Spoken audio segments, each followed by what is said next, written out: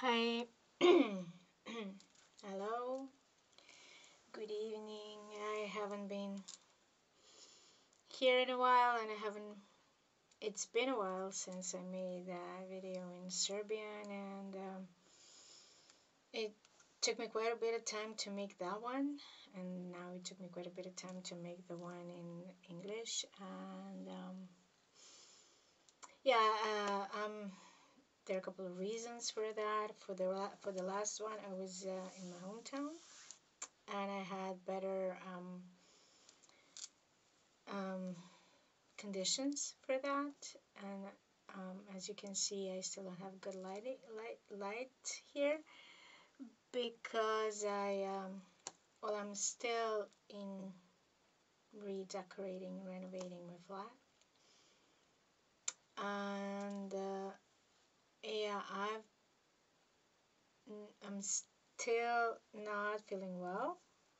Um, it's an ongoing process. Obviously, I'm going through some processes, and the reason why I haven't been making that video for that long is because I've been sick a couple of times. I've been sick several times. So since this summer, autumn, I'm having a tooth problem. I didn't mention it the last time, but since then it got worse, and it kind of subsided a bit, and I've seen the dentist again today for it. I don't know which time it is 5th or 6th, something like that. So yeah, it started as a not so serious problem, and it turned out like a big, huge infection. After that video the summer before my trip, and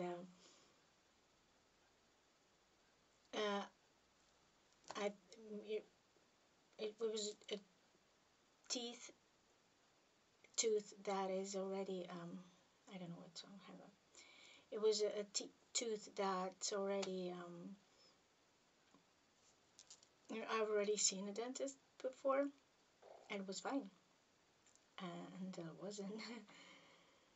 And it like I was all swollen. I'm swollen now, but I was like that was a huge swelling, a very big infection, and I had and it just happened like a day before my trip. Luckily in Serbia, within Serbia. So I was on the medication, and then it wasn't subsiding, and before, like an hour before my trip, it was cut inside, and when you were under infection, the anesthetics don't work. So it was horrible. I mean, I think I mentioned it, but anyways, it was horrible, and then the medications didn't work again, so it had to be extracted.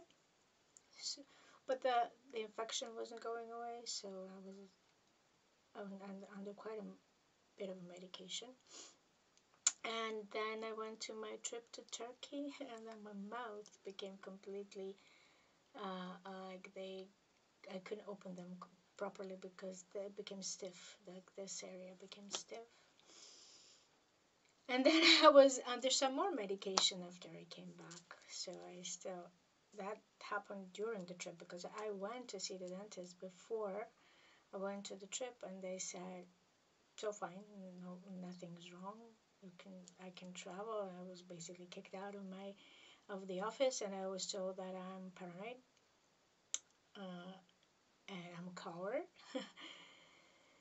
But it turns out that something was going on. When I came back, doctor asked me why I waited for so long to come to see her. I mean, I did come in time. Anyways, it was the process of, because of that trip and some other issues, because it had to do with roots and the ancestry. Anyways, it that one is not creating any. It's a problem with another one. The teeth are okay, but there is some infection and swelling still going on, and they cannot determine what is it from. And I mean, it goes up all the way until here. So if you notice I'm a little bit uneven, but I still wanted to make this video because I've been waiting for for a long time to do that then, because about that trip, I announced it, and I don't have that much of a desire to talk about it because mm, I mean, nothing huge outside happened, but it was quite a bit of a internal journey. And I was told like a year ago, when I was at the seaside in Montenegro, visiting another spot, and I got information that it's a portal that I have had to go visit there.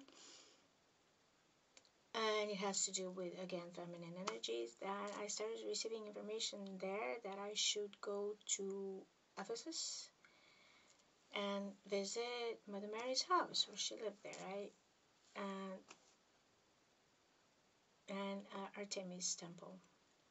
I had no idea that she ever spent any time there, not to mention 35 years of her life. So I thought that I'm like imagining stuff. But then I started receiving some more information back at that time, which was it was like last year, September, October, and a little bit on until winter, and then it stopped. But then it started again this summer, and um, I I had some synchronicities regarding this city, and some art and icons coming from there, and Mother Mary. And then I had some clients that came, a couple of friends that came right after each other. And the first one of them we started the conversation because there was a storm, and we were waiting for my internet because the power was cut, and we were waiting for my internet to come back. So I was using my phone internet, so we were just in case. So we started talking a bit off topic. And the first thing that she said is that she was at Ephesus. She came back from Ephesus and Mother Mary's house, and I was like, I mean, no, if that's not a sign, I don't know what it is. And yeah, I uh, I thought I was looking for some. If it's unusual to travel on your own, so I was looking for mm, I don't know, something's going on. So I wasn't sure then whether I can make it financially. So I was looking for some arrangements, because when usually they're much more expensive when you travel alone. But after covering everything that I had to cover, I literally found the arrangement with the amount of money that I had left. And I mean, and still I wanted to start redecorating my flat, but the workers couldn't come. So yeah, it was meant to be. And then I had like another health scare problem, which was a bit bigger. I am not going to go into details around that, but it started like the minute I paid my down payment for the trip. Well, actually, it was not a health scare, but I didn't know what was going on with my body because it's in kind of form of cleansing that was unusual for me, and it happened every time when I went to pay for the rest of the travel, and yeah, it's fine. That like all of the results and everything, that's fine, nothing wrong. Um, but it gave me a scare because I couldn't do all the tests and everything before coming back from my trip, and like it was taking quite a couple of months actually. But the things, I mean, all the things that were happening throughout my journey to there, because like it was a 24-hour travel, and everything that I saw and in my dreams, and I mean, even before going, you know, when I finished my arrangement and everything was paid, like I literally saw her here, and she was like like next to my head, and all of her like white and blue, like either white and the I don't know which one is it, but it was white with blue stripes, and she was she kind of put me to sleep, and it was 3 hour meditation that I don't even remember what she told me, but she was physically, very, it was physically felt presence, and even throughout my travel and there, and with all of the things that I didn't want to do, and she insisted on me doing on my own, like in going to, because I couldn't find the travel agency that wanted to go there, because it was an unsure trip. Nobody nobody wants to go there. Quite a few things to see there, including the mm, tomb of Saint John the Apostle. Well, actually, none of the tourists take you there, unless it's, for me, it was quite a bit of chunk of money. But if you go on your own, because it's like 10 kilometers from the place where I stayed, because I deliberately stay there because I saw that it's still 10 kilometers from there, and it was virtually impossible to get there. I mean, yeah, there are flights and there are two cities there, but it was a bit of expensive for that time of year. And yeah, you could only go like in a ranged tour, and then going there, they wanted like huge amount of money that I wasn't ready to pay. So I was thinking, oh God, this is not going to happen. But no, she insisted, you come alone. You should come alone, and yeah, I did, and it worked out beautifully. It worked out beautifully. I mean, because it's in the city. It's a city that is 10 kilometers from there, but then the mountain, the Nightingale Mountain, where this resides, is 12 kilometers from that spot. And yeah, there were other people in the taxis there. There were other people who were going there. So it all, but there was like huge amount of people who wanted to be there. Like 5 tourist buses. Like it was like very crowded for that small place, and we had like just a little bit of time, not enough time for me there. But the energy there, and from the moment you pass through the gate, it's out of this world. It's felt, and even the people who were there with me, like they said that it was felt. It's like amazing vibration. So regarding all of the information and everything, and why I had to be there, I don't want to share any of those. I thought I will go on and on and on about that trip, but even in my Serbian video, I didn't want to talk about it. visiting. Then I visited a tomb of, you know, what I felt and what I saw when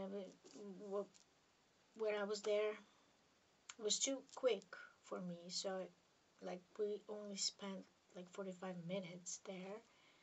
With that amount of people, it was not enough to feel anything. I mean, yeah, I did feel, but to, pay attention and see and sense and receive information or whatever, I really needed more time.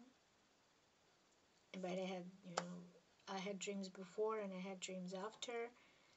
And then I went to these other places like St. John the Baptist tomb, because I was still shivering from the energy from up there.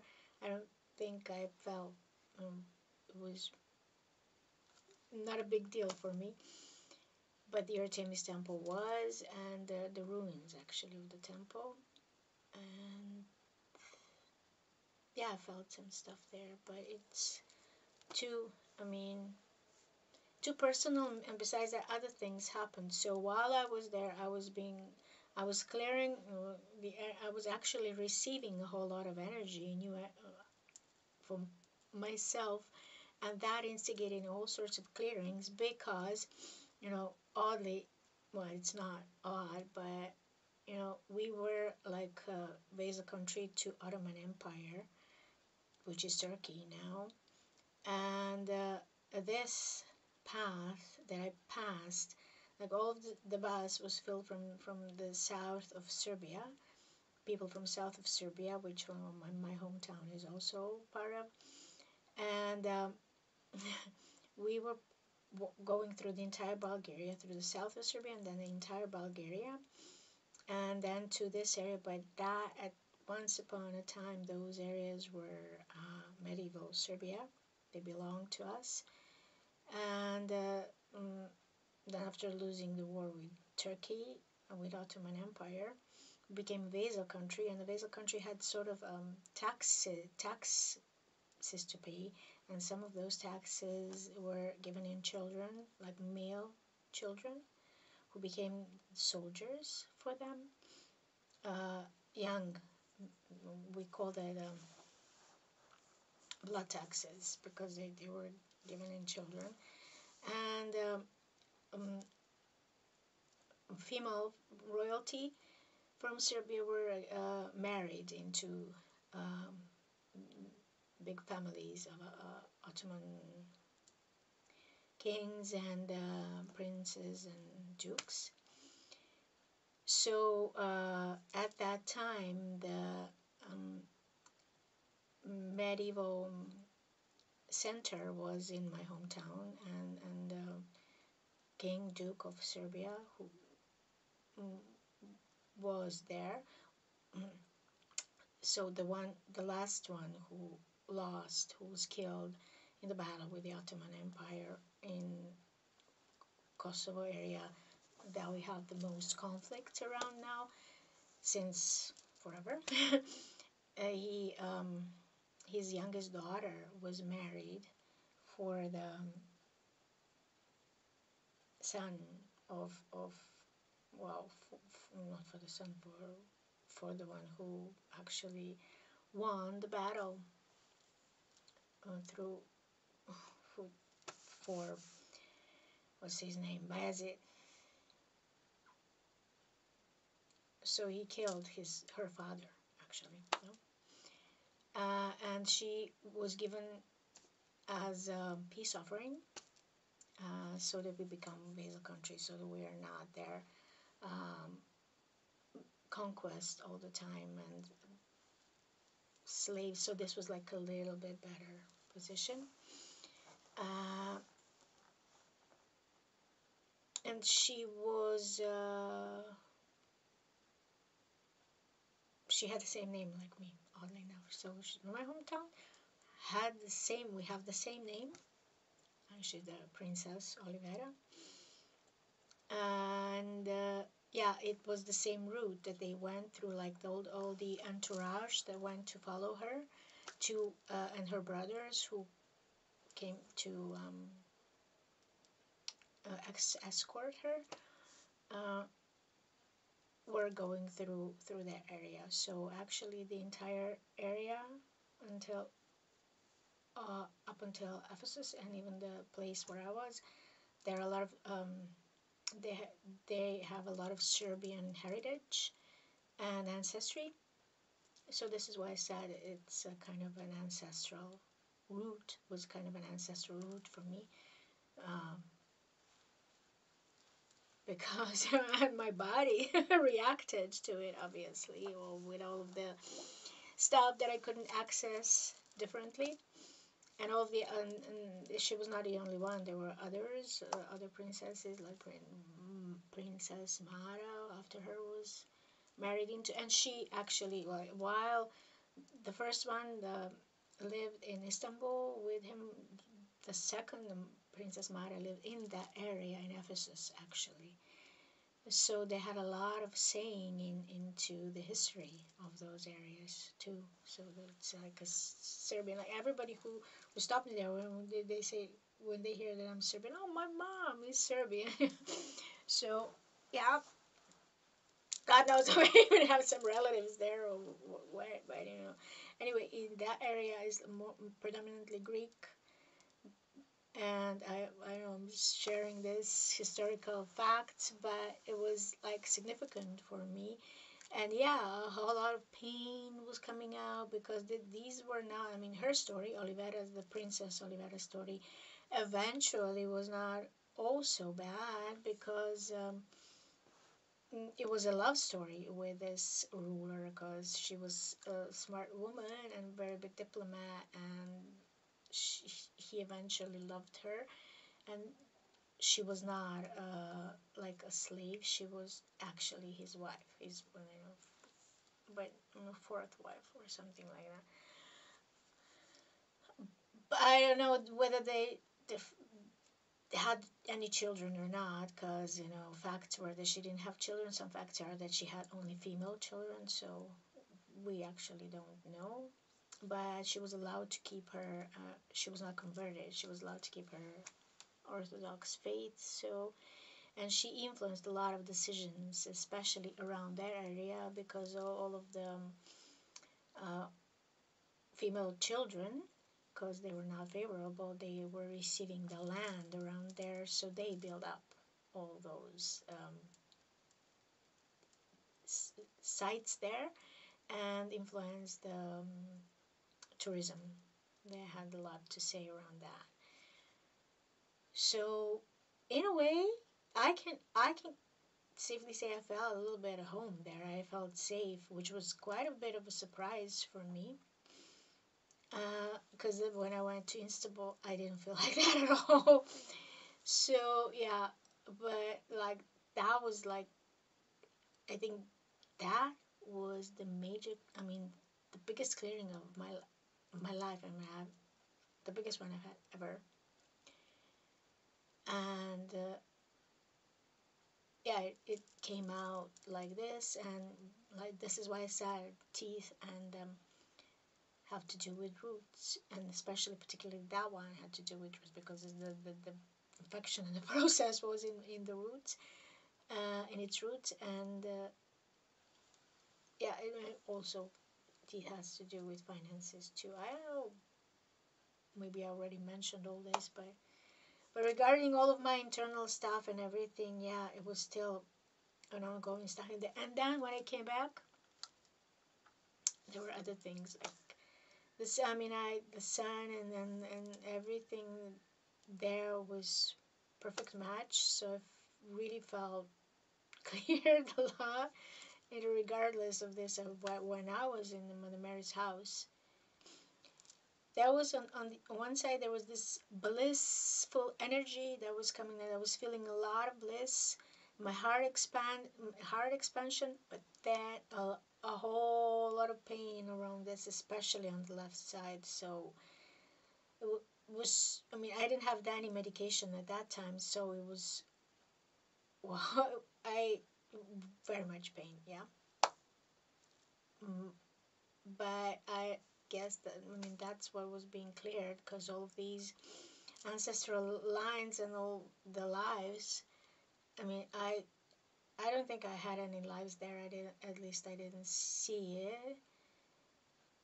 But all the things that I've been remembering and clearing were there was quite a bit of pain there, and then there's still left some pain still left. Yeah.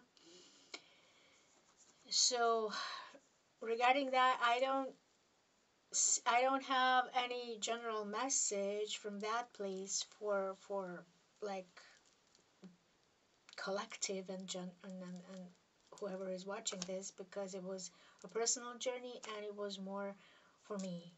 The energy that I received was, and the messages that I was receiving were for me, and I'm not willing, to share that. And they instigated a lot of clearing in my family also, and there was some stuff going on with my brother. This is why I was back home and spent a bit of time there.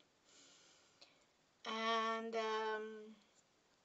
that there's some processes that are still ongoing, and then other things happen, as you know, other things around in the world, and the world scene happen. But when I came back from home here, I got sick. I had a fever, and I had some kind of flu. It was also kind of clearing because I got this. I got me a drum. I'm not gonna use it now because it's not to be used for the people. Yeah, but I just wanted to show you. It's I made it. There was somebody who came from Croatia here, who's connected with his teacher. One of his teachers is Native American from Lakota tradition, like an elder from Lakota tradition, and I wanted a drum for quite a bit. And when one of the messages for me when I was there in Mother Mary's house was that now I need a drum. I never had so far any kind of impulse to buy it, or I just wanted it, but I never. It's resonating now as I'm speaking. So I didn't make any movement towards it, although I asked somebody who who initiated me in shamanic practices quite a while ago to make me a drum, because he was making drums and he promised to do that and he never did it. So other things that got me disappointed there, I don't know, I never made any effort to have a drum. But I guess it was not the time for that either. So I just felt not the need. I was told I need a drum, and I thought I'm gonna buy it. I wasn't even looking. And I need a drum, and I need this. I don't know what's the word for it to cover it, my eyes and stuff. So I wasn't looking for it, but I began a process with the ayahuasca plant, a tincture, because of all of this stuff with the infection that I had. And like a second or third day around that, I had this huge process with it, which was none of the ceremonies there, and I went to a couple, like 6 of them, I think. None of these ceremonies, and I do go only when I feel called, mind you. But none of these ceremonies were nowhere near to what I experienced in this one. Well, the first one. I made a video around these experiences that I deleted. I might upload it. I might upload it at some point again. But this one was so long and painful, because Yeah, and it was I'm having a problem with an astral stalker from around here, and I've been dealing with that for quite a while. And every weekend, Friday, Saturday, Sunday, I start feeling some stuff, and they're trying to attach to me, or mm, mm, they weave something around me like red threads. And this has been going on from 2018, maybe, meaning this is what I became aware of it, but it's an ongoing process that I mentioned before. And it's actually, I'm saying all this because it connects to what I actually want to be speaking about. So um, that started happening again, and I was like, okay, I'm gonna just take the extincture, because so far she just cleared it off from me, and I felt the clearing, and it was like a little nice. It was not fluffy, but it was, I just felt a little sick, and then that goes away, and then I feel okay. But this time, this one, it was poking me from one side, and then she's pushing him out from the other side, and then from all of the places where that is going on the left side, by the way. Oh my god, I was in so much pain. It happened like the first time that this astral attack happened. I ended up in an emergency, and of course they didn't find anything. And it was the same kind of pain that I was feeling now. It was like double. And like, there's nobody else here. Uh, I couldn't even speak to call somebody to come and help and do, I don't know, some kind of treatment, energy treatment on me, because that's what usually helps. And it was so much pain, like whatever. The energy couldn't pass through those places, because besides my own stuff, there was trying to poke inside and be, I was, my god. I was literally begging her to just finish the process. But it lasted until 8, from 10 in the morning till 8 in the evening, when I actually could ask for some help. And then in the late night, something was tried again, but that one wasn't so. Yeah, but it closed. Actually, what she was doing, she was actually closing all the holes that they pierced through, and what some of were for my own wounding and my traumas, wounds from my traumas, but they were like piercing through that and trying to attach through that so that they can. Well, I don't know why I'm saying they. It's one man to weave stuff around me, because it's a group behind. And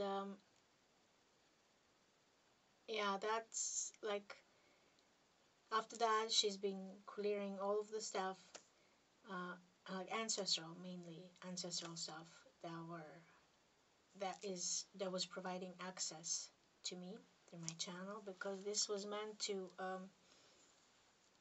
infiltrate my channel and disable me and block me in certain ways. And well, as you can see, I haven't been showing up in a while, so in a way it was successful. Yeah, but during that process, I was receiving some information regarding some ceremonies. Well, I didn't know it was a ceremony at the time, but I was receiving information regarding uh, something that I needed to do for myself. And she was telling me about NP ceremony. I've never heard about it, so I didn't even know what was that. But like the next day, there was this information about this person coming who was doing exactly that ceremony. And initially, I was not actually asking for a drum. I asked for that ceremony, but at this time around, it was inaccessible for me because of finances. But this guy is also who is bringing, this teacher here is making drums. So I asked him about that, and it turned out that he was coming pretty soon to Belgrade from that moment. Yeah, so that's how he made it possible for me. I'm really grateful for that. And I don't, at the moment, I don't know what I'm going to do with that drum yet, because it's like my shield, and it's for me at the moment, and I'm learning to use it. Not as in the method, but as in what am I doing with it? Why on earth did I need a drum? Because I'm not a musician, but this is connecting you to the nature and to the Divine Mother herself, and there's something she wants me to do with it. For now, it's not for other people and for guiding meditations and stuff, but it's clearing quite a bit. So in one process with it, I saw I literally saw the light coming out of it, and in that light there were like different, like as in on a screen, so there were different stories that I was my own, those are not past lives, but it was mainly ancestry. And I'm like, I can't be clearing all of my possible ancestors for peace sake. Too many of them. Yeah, but those were like the things that are actually that concerned me in some way. So that in some way, I had to clear that or see that, make it aware, so that I can receive other stuff, and besides, so that I'm not accessible that much for all of these other energies that want to infiltrate my channel. And yeah, it kind of becomes too much for me, because it's a strong energy. It puts me to well, it's not asleep, but it puts me to trance, and then I'm literally not here for a bit. I mean, I do come back, but I feel like I'm completely, I don't know where I am. So for now, I'm just, adapting to that. And it's sort of it's not a tool, it's sort of like it has consciousness of its own. It's like a living being. That's how I feel it. And it's a male energy.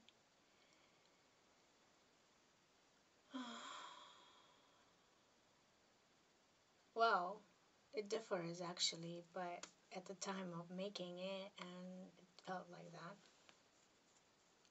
So that instigated a whole lot of another round of clearings, and I woke up like it was like the next day after I came back from home. I woke up completely sick, and it took a little bit. I had a fever and all kinds of stuff. So it's, yeah, I was always thinking that having a drum is a quite serious thing, and I didn't just want to have a drum to just just for the fun of it. And it's not that I'm scared of it, but when you have it, you have a certain kind of a responsibility, and for me that's huge thing. It's a completely new step. But some people are looking at me like, why do you need something like that? Because it's like completely outdated. It's ancient. But it's I don't know. I feel like I received a medal or something at the at the moment. So, yeah, but it's kind of I need this connection with the Native Americans, because I don't know where I mentioned it, but possibly in that video about entheogenes, that I have it in me. I have I have like a quite a few of them in me, and that showed in this process of making a drum. It became pretty apparent. And how are they there? It's not only past lives, I don't know. And I thought it's just some kind of link, but they've been I've been told that it's also in my DNA. How, I don't know. And I don't know, in time. Not in these areas around here, but I don't know, somehow. But I had past lives. I had several. I mean, no, not several. I think I had two or three. But my last incarnation before coming here in this life was a Native American woman. So that's why I needed this connection, and I have some innate knowledge that is coming online all the time that connects to that. So that's one thing. But the other thing now, what I actually wanted to speak about, yeah, I have to make some announcements first before actually speaking about that. I mean, that was explaining why I wasn't showing up. But because of all of these things, it became kind of difficult for me to make these videos. I don't enjoy them anymore. It takes me quite a bit of time to make myself to do them, because every time I post them, I receive some non-negative feedbacks. I receive astral attacks, and I receive quite a few of heavy energy being thrown at me. And yeah, I don't feel like doing it anymore. And I invest quite a bit in it. I prepare a lot. I prepare a lot as if I'm preparing for a ceremony. And I channel. Now it's not channeled information, but I usually channel information when I sit here and speak. And it requires quite a bit from me. And all of the content, there's a lot of content there, and all of the content is free. I don't receive anything. I don't even receive feedback when somebody watches and does my guided meditations. I don't even receive feedback. The only feedback that I ever receive are those who want to throw trash at me, and negative feedback, and not feedback, but those negative actions. And I I don't want that anymore. I mean, I never wanted that, but I don't know.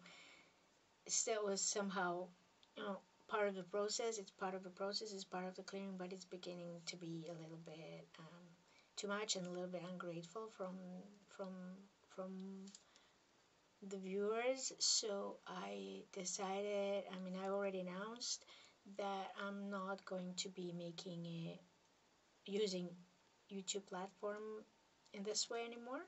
So I'm gonna be making one or two videos, like one light language transmission, and in the future, maybe if I feel called to do something like this previous that I made with this girl from Prague, or if I really need to speak about something. But everything that I actually mentioned there, so I've been finding people who are using the knowledge I mean, it has an impact, and it has a lot of much bigger impact that I'm actually aware.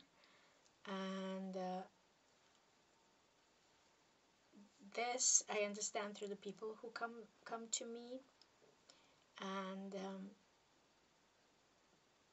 but I don't, like I said, I don't have feedback for that, and then I feel like completely isolated, and like it doesn't have a good reach. And besides, I've been finding people who are using the information that I share here for freely. Like, knowledge doesn't belong to anybody, but this does come through my channel.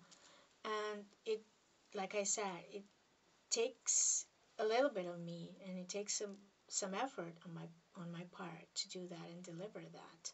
And it does go, yes, to that extent, it does go through my filters too. And some of the things are from my own experience, and it couldn't be, I mean, it takes a little bit of maturity for some of the things.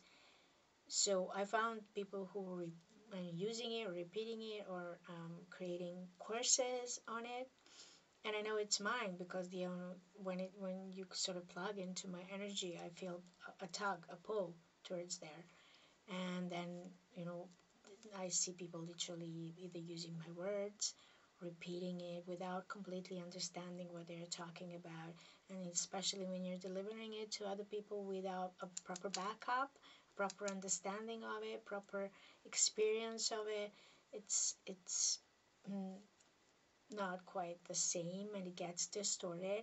Of course, I mean, it happens everywhere all the time. I can't stop that, and it happens to everybody. But then, as I'm not charging for this, and sometimes, honestly, given all the things that is happening, whenever a lot of fear is happening, whenever there are problems with all the prices that are going on around here and all the crazy stuff that we're going through, I don't get as much clients as I used to, and it's not serving me a purpose anymore that it used to, and I'm not receiving at all as much as I put into it. And it's I thought that I'm going to leave everything open and available for people, but then I locked some of the things, and then some of those I unlocked again, and I'm still dwelling whether I should keep some of the things locked or not. But they're there, and they're going to be available through at some point of time, but possibly for a donation or something like that, because that like they have been here for quite a bit of time.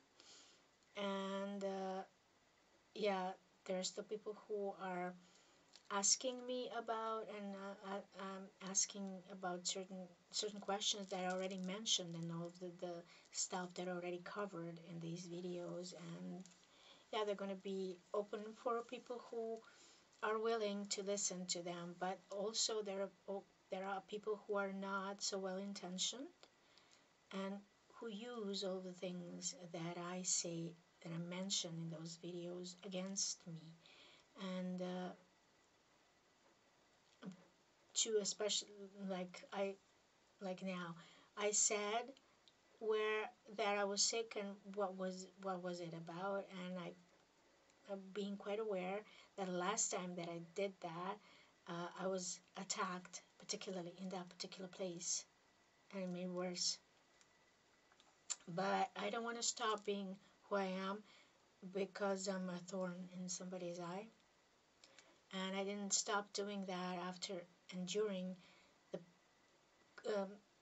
COVID and everything that was going on there, regardless of all the situation that was going on with me, with all of the things that were thrown at me at the time.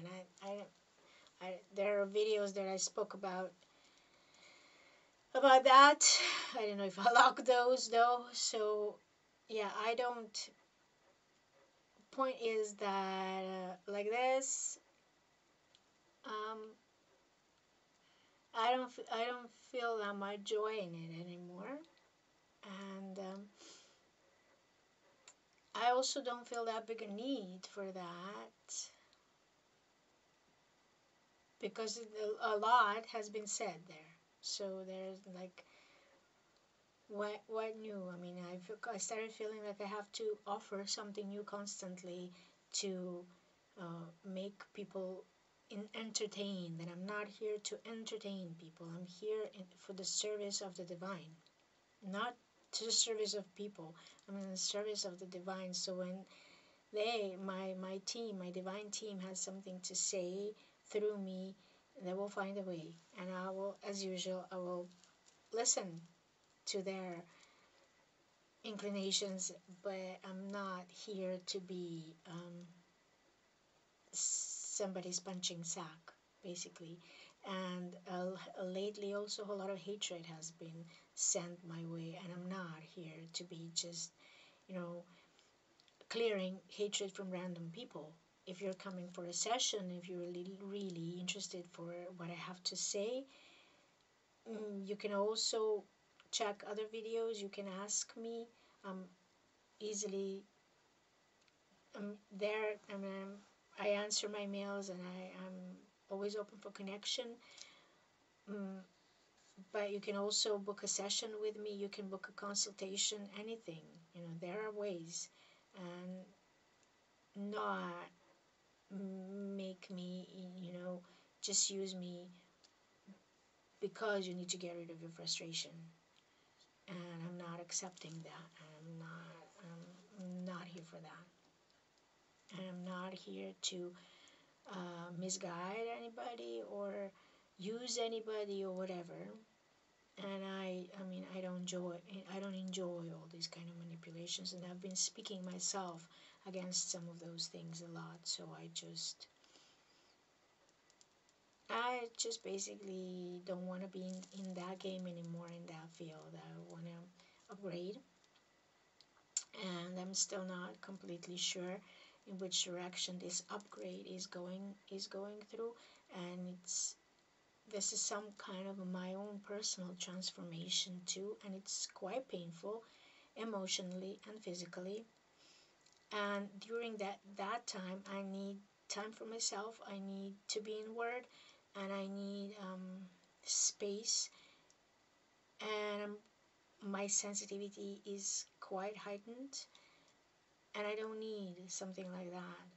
And also, one thing is that I don't have that much clients at that period because I can't process that much. So like all of these that I just mentioned was, oh my God, it was too much for me. And then having clients, it's like, yeah, but I'm beginning, I'm constantly feeling like I have to constantly fight, like fight off people from my client, from, not fight, that's wrong, but yeah, fight. It's like somebody constantly wants to pull you in a fight, and I don't want to be in a fight. I don't want to be having to constantly entertain somebody to convince them to come to choose me. You have to feel it in your heart, and you have to feel yourself that you want to work with somebody. You have to feel in your heart that you want to connect to your soul, that I'm the right guide for you, and that my team, my what I have to offer is the right thing for you. I don't want to have to be constantly pulled, and there's constantly feel pulled in this field of marketing, that you have to do this, you have to do that, and I'm not trading with soul, and I'm not trading with other people's souls. I'm here to connect you with your soul, and this feels off. This puts me off, and I don't want to do anything then, which is not good for myself either. So yeah, basically, yeah, that's what one of the biggest reasons. So since my video in Serbian, I locked some of my videos there, and then most of my guided meditations that were there, because I think it's fair that I receive a little bit of something for what I give. Yeah, and that's the announcement. Yeah, I will be making some lives in Instagram when I feel up to it, when I feel that I should do it, because I can't do many of those, like show up every week or something like that, because that's gonna be like channeled stuff. It's not gonna be transmission. It's not gonna be like, it's not gonna be anything like this, like you're used to, but you'll be able to ask some questions, I guess. So we'll see how it goes, and the next one we'll have a topic, so we will see. I'm not used to something like that, because my energy requires different kind of work. I can't do things unprepared. I can't do things out of the blue. I have to prepare a setting. I have to prepare a space. I have to invite my guides. I have to make space for the guides, for the people who are there. I have to, it's a communion with spirit also. It has to be a sacred place. And when I make these videos like this, I make them now, but I'm not going, it's not live, and I'm posting it tomorrow, and I feel people who will be watching it. This is why I sometimes stop like this, because I feel the energies of these people. And while doing a live, it's a little bit different. So I tried it, and when I did that one, it felt odd for me, because my brain wasn't properly functioning. So when they were asking me about things that were like of the linear space and something, I couldn't even remember the names of the books and of the movies that I would easily remember, because I watched them and I recommended them to them before. But my brain functions differently, and it goes a little bit off then, because I still process energy. I process light at that moment, and it's an emanation towards you. So it has to be a sacred space. It's not like it's not a promotion or marketing. It's I'm literally channeling, and I'm sending like these information towards you, like light particles towards you, that are coming through me and through what I say, like they're doing it. You can see the space is a little bit lit up now. So I need to hold space for you properly, and in these kind of settings I can't. Like this I can. In a session I can. In a group work, where it's my container, where I create the space, where I invoke spirits, and where I invoke your guides, I can. But like this, like like mm, there was somebody who wanted to give me some marketing advices and do some copywriting for me, which I mean I don't need copywriting because I am a writer myself. But there was somebody who she was giving me some, I don't know, advices that she received obviously from somebody, but uh, I can't use these tactics because they're misleading, because they are based on a little bit of a cheating, and this has nothing to do with what's happening here and what I do. My guides will leave me in an instant, and in a setting like that, where I constantly have to be um, surrounded with guardians myself. And even after, when that all finishes, when the session is finished, when everything is finished, where I have to clear space for myself, like that, that's why it's not just talking. It's not just offering you something. It's not just selling you something.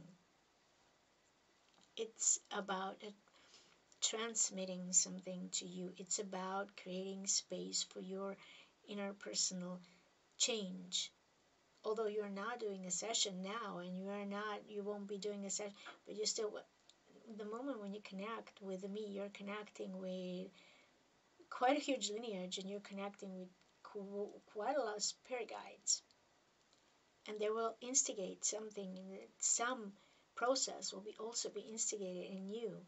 And it's I feel well, so when I'm in live, I don't know what, it's too much information for me, so I don't know what I'm feeling. What should I be paying attention to? What's, because I have to be focused on not only what I'm going to say, but I have to feel you. I have to feel who's there, or I have to feel what's appropriate for that moment. I have to mm, block the energies that are not supposed to be there. And in a live setting, that's very hard for me. So, yeah, I hope you understood. I mean, I haven't mentioned this in my Serbian video, but I will when I actually do this live. So it's an announcement for it. Yeah. Um, and what was this talk to be about? Was about dreams, because my biggest work actually happens in dreams. I work in dreams. Yes, I do. I do sessions with my clients when they're physically present or online. I do these transmissions and stuff, but most of the things that I actually do with clients, since you first start thinking of coming to a session with me, is work in dreams. How I do it, I don't have a clue. My soul knows exactly what it's doing, but I'm not always up to date with it. So uh, that's what's creating problems for me, actually, because yeah, I get mostly attacked in astral plane, and my body feels it as if somebody's physically present and attacking me and piercing me with a knife or something. mm, because somehow I feel it, like my life, I feel everything that I, whether that's a light body or another body, because I experience it as another body. So I'm a dreamer, yeah, and I've been doing this from childhood. Nobody had to teach me that. I remember my dreams pretty vividly. They were lucid dreams, and since childhood, they were prophetic dreams, because when I see people in dreams that I meet in physical reality, actually I first meet them there, and then I recognize them in physical reality. I receive information through my dreams. I receive guidance through my dreams. And since the first time I mentioned this, I started having dream infiltrations and problems in my dreams. And I started having these problems since the first time I went to a workshop about dreams. So my innate knowledge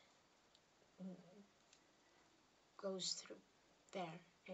It's I mean, I, I don't know how to even explain this, because I don't understand it myself. But somebody asked me, "Are you having a shamanic dreams?" Obviously, I don't even know what a shamanic dream is, even though I'm initiated in this practice yet. But obviously, I do. So, from what I've understood, from what I've learned, every indigenous culture, every shaman is speaking about that this life, this reality that we're living, is actually a dream, and the real reality is the dream reality, the one that I'm speaking about, the one that I'm actually spending the most time in. And yeah, I am capable of creating change through your dreams. So I I wouldn't say I enter your dreams, because we are all in another reality, in another dimension, and we are creating our agreements and conversations and meetings there. And it's like living two parallel lives for me, yeah. And sometimes, because of that, I don't even have enough energy for this reality here, because it's and that's been going on since my childhood. It's not, and that was, I mean, even sharing dreams with my mom and my brother, it's nothing unusual for us. My mom had dreams like that too. But I'm the one who's like receiving the most information through dreams. I literally see everything in dreams. I see fragments of lives of other people, everyday lives. If the moment you attach to me, I see I can see everything about you in a dream. It's not, I don't always remember every detail because I'm not interested. But if somebody's trying to do stuff behind my back, my dreams will tell me.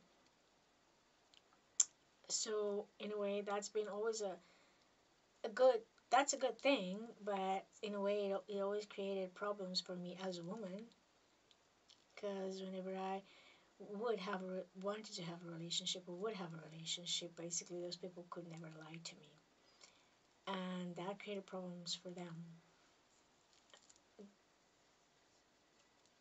because I won't give up until somebody tells me the truth when I see something, because I know the dreams are either giving me a message or telling me straight as it is.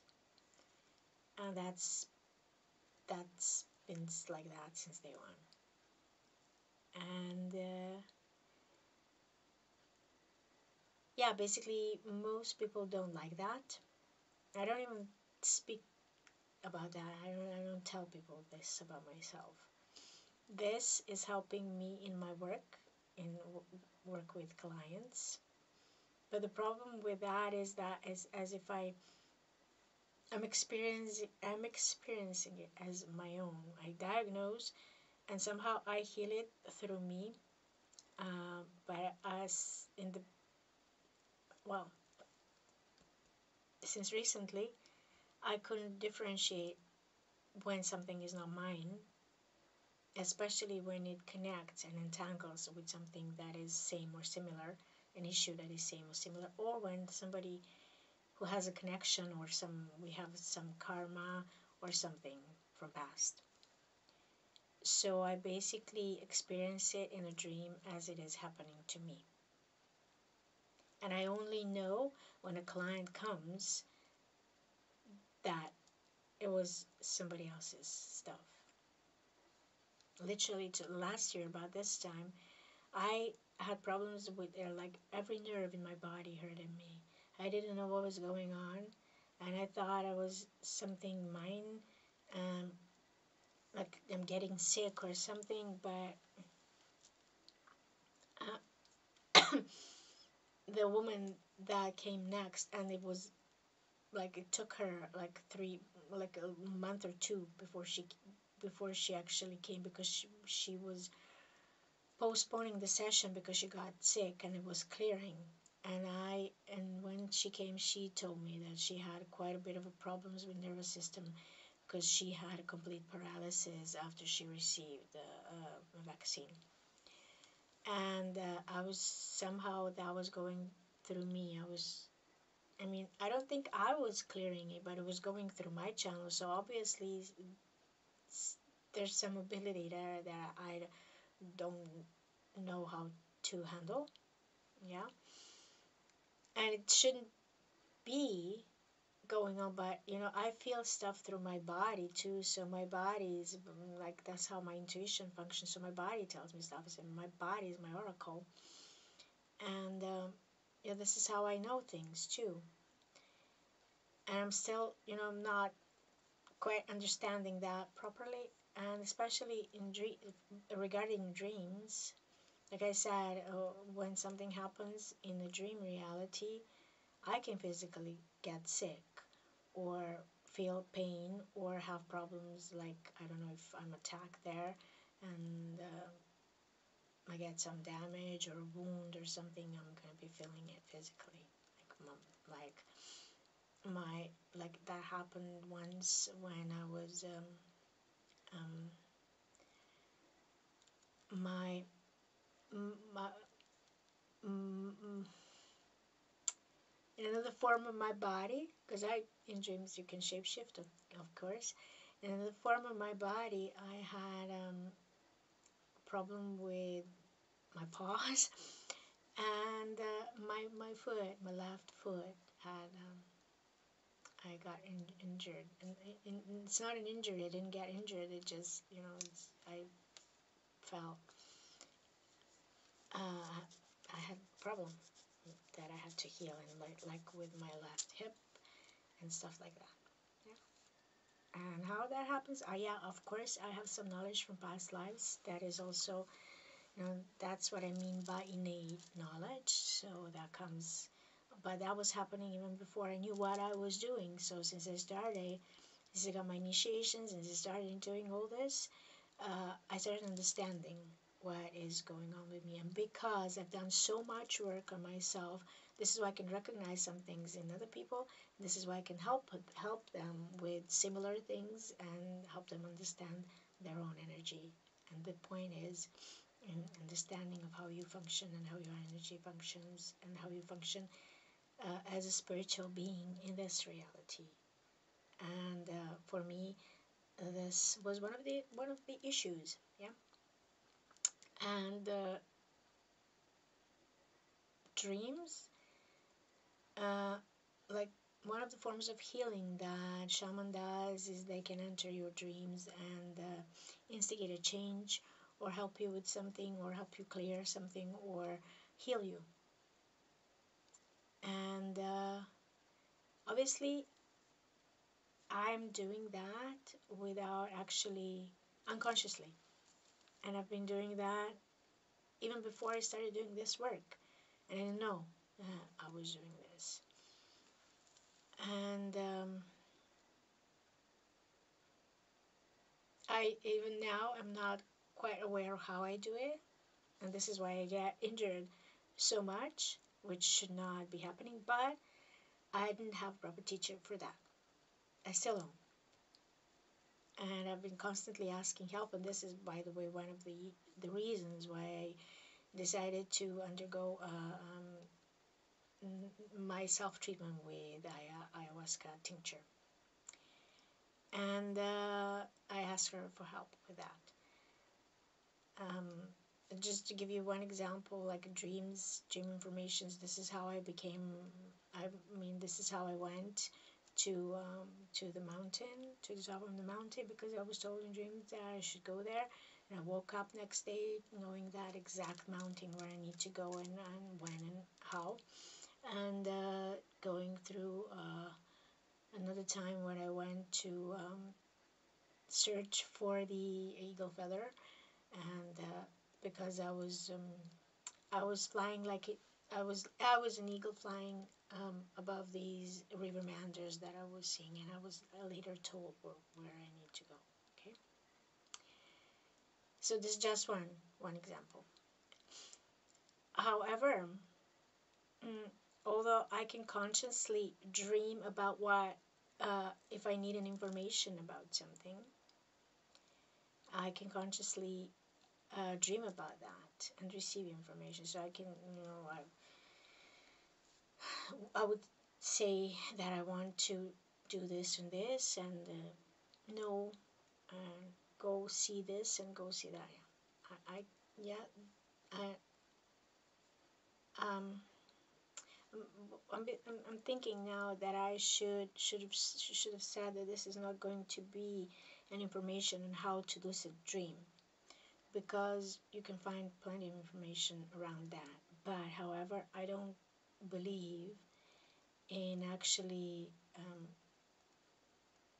anybody teaching you that, because yeah, you can learn and you can do stuff and try, but you need a sufficient amount of energy to be able to do that, and you acquire that through your work, through clearing yourself and working on yourself, and through past lives. So to be able to come to the level of when you are actually healing, um, and we all astral travel in our dreams, and you can learn easily how to astral project. But I'm not talking about that now. I'm talking about lucid dreaming and doing stuff, being aware that you are actually doing stuff with other people and creating reality and changing reality in dreams, because that reality is real. It's always been for me. It's always been my dreams were always for me more real than reality itself, and somehow it's like I have the ability to be there as if I'm physically there. I feel it as if I'm physically there. For me, it is physical. Everything that happens there is physical.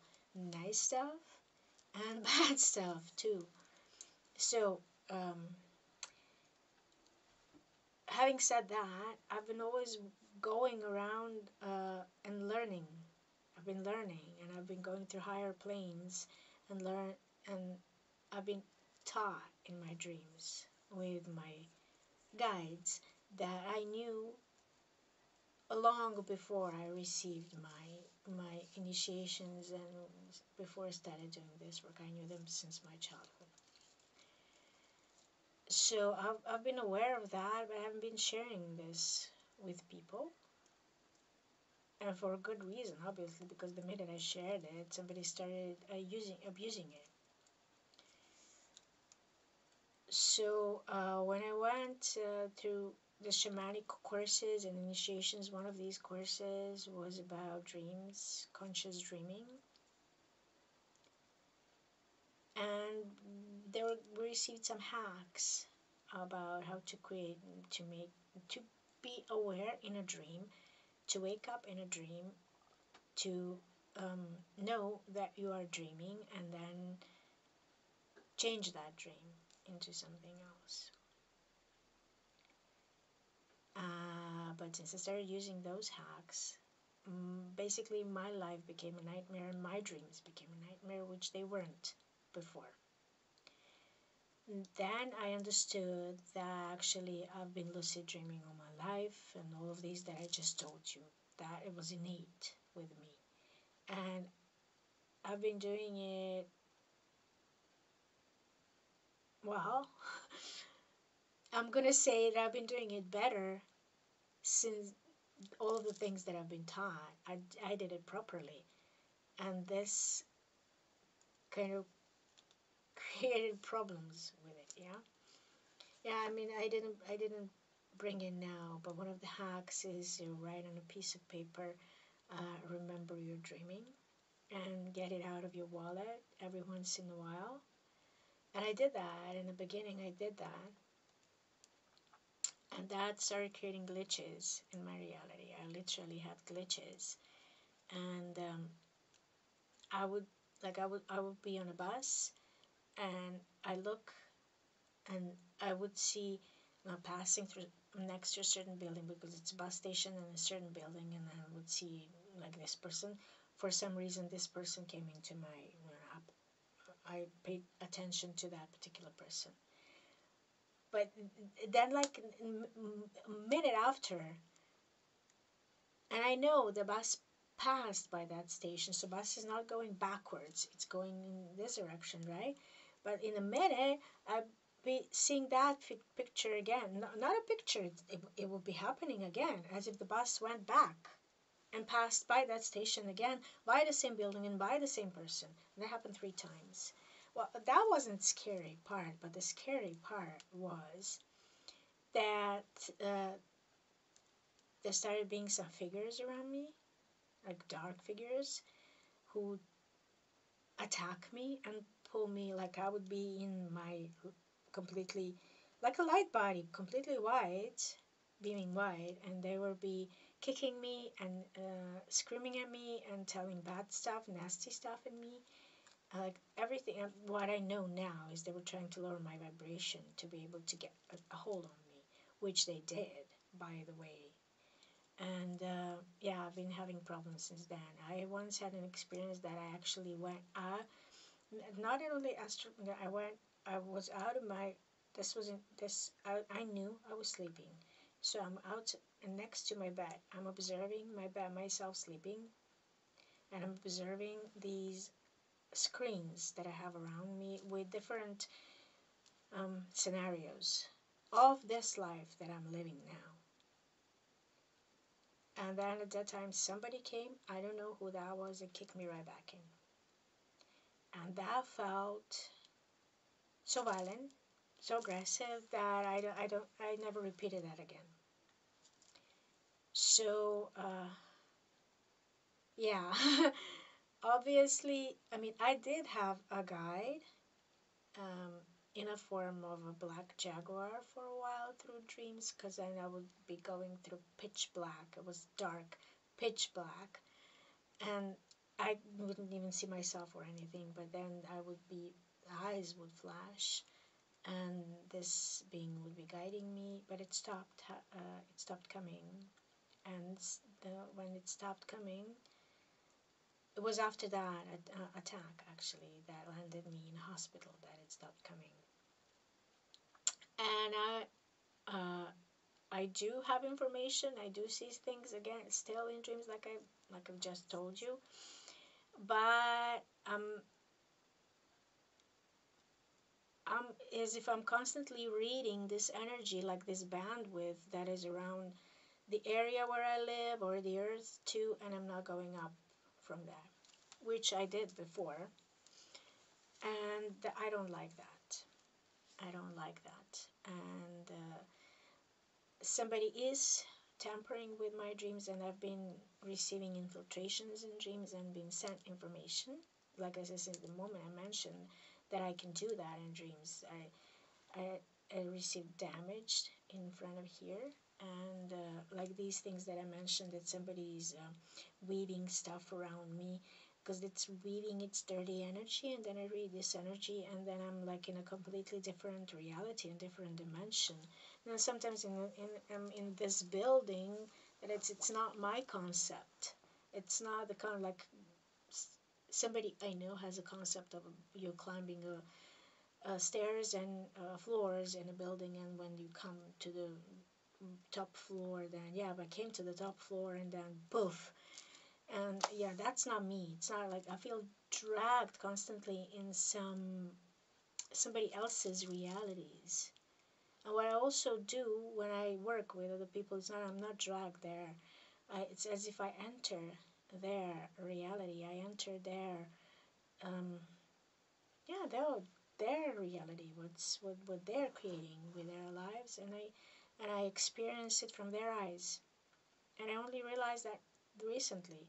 And I'm not only diagnosing, I don't know if I'm shifting or changing. That happens in a session, but it happens before a session too. So yeah, I obviously pick up a lot and bring with myself some stuff that I don't need myself. And with all these infiltrations and stuff, and attacks, and also I've been told that dreams are like a public space.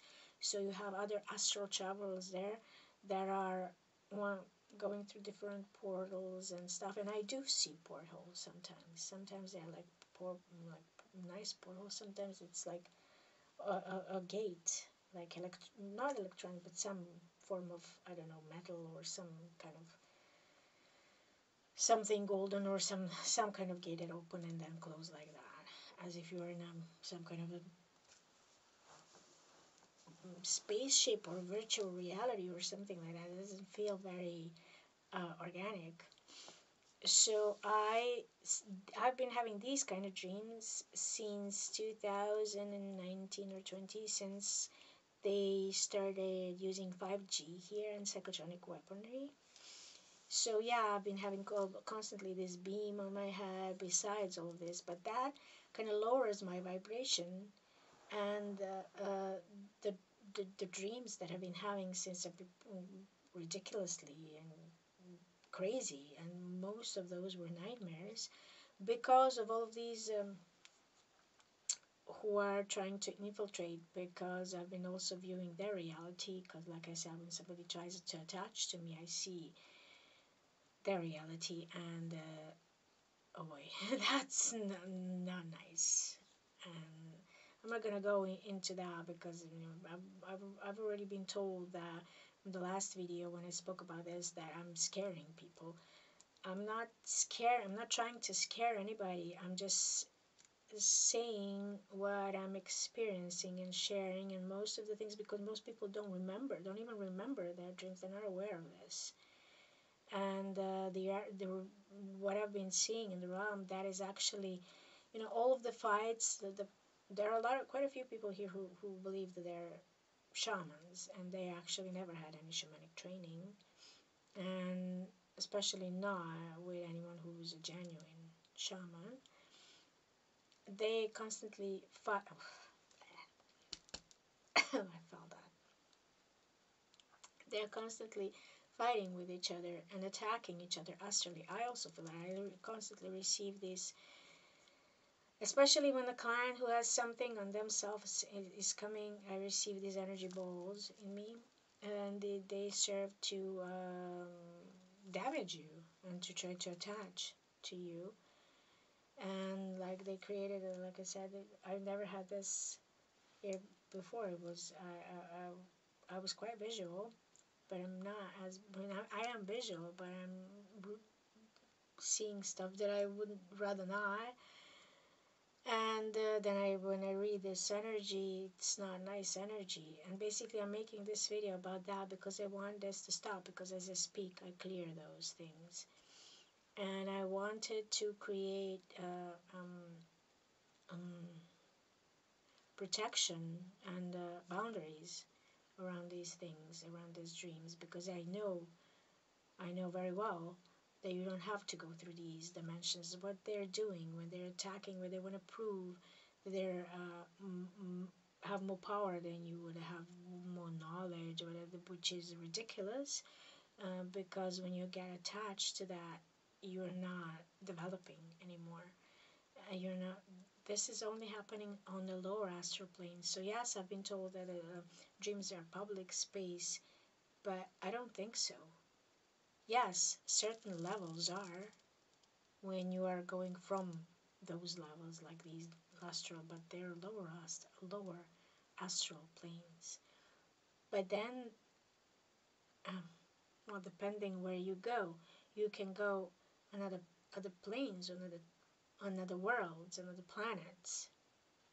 But there are also areas that are not so public because they're not accessible to everybody. So I don't think so, and I don't like being brought down to these levels that are public. And being public to people is one thing, but when you are in these astral planes that are filled with beings, it's not always so nice things, especially with those where all of the stuff that is being created, and everything is created there first, and then it comes down. So when they say as above, so below, yeah, the astral plane is above, but there are levels and levels. And there are some levels that you don't want to be creating from.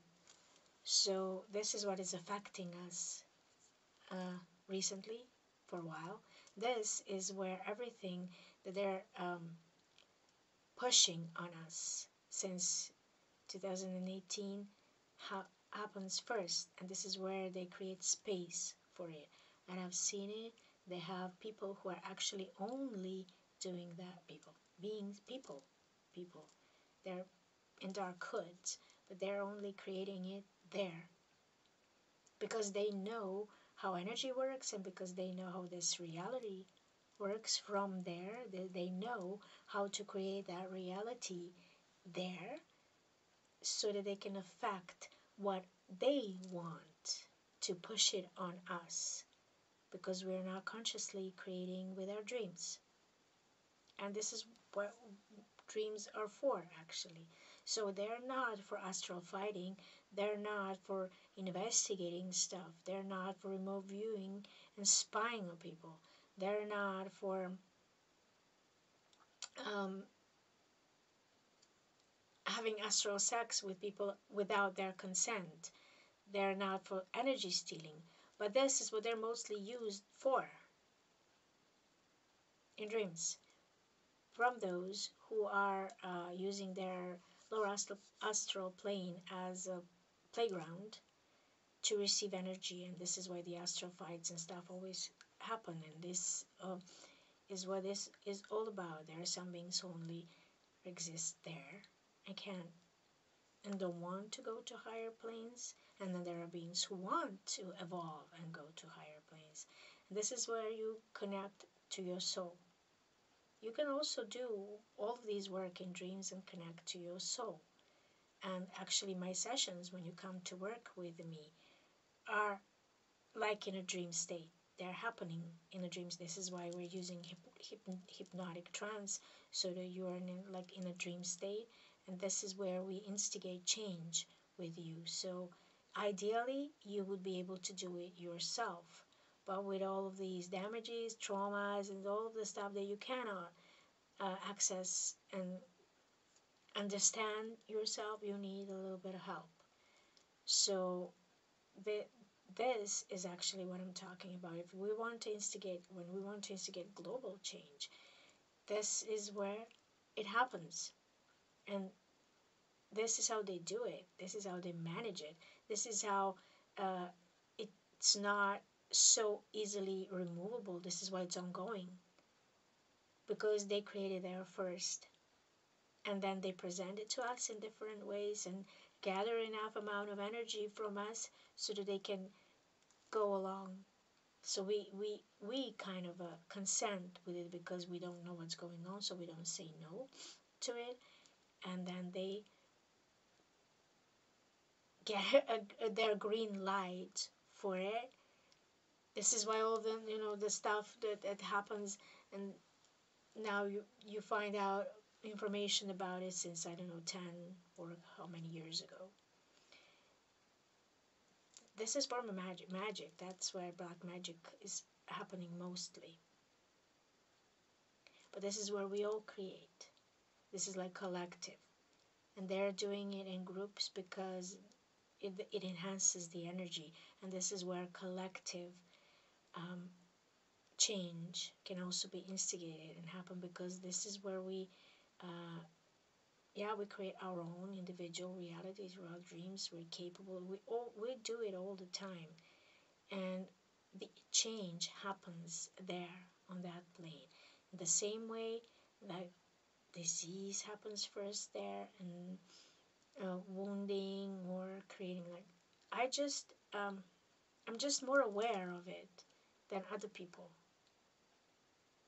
Everybody has the ability to do that, but you have to work and practice, and you need a sufficient amount of energy. If you have a sufficient amount of energy in this lifetime, then you can easily access it after a couple of training. But if you don't, then this is why I said you need to acquire it through lifetimes. And usually people, these are the abilities that you bring from other lifetimes, because you practice and practice and practice in other lifetimes. So if you are able to do that, it means that in other lifetimes you've been a practitioner of some spirituality practitioner of some sort, through many lifetimes, not only one, not only two, not only five, but through many, possibly all of them. Because this is like the ultimate goal of all of these teachings. But so collectively we are making our agreements there. It's kind of making an agreement on a soul plane, but there are also lower levels where you can be influenced if you're not connected to your soul, if you're not connected to your soul group. This is what I've been speaking about, and this is why it has a sequence, all of the topics that I've been speaking about. So once you connect with your soul and you connect with your soul group, you can instigate a change, first of all, in your own life, and then in the lives of your soul mates. Because what happens to you happens to them.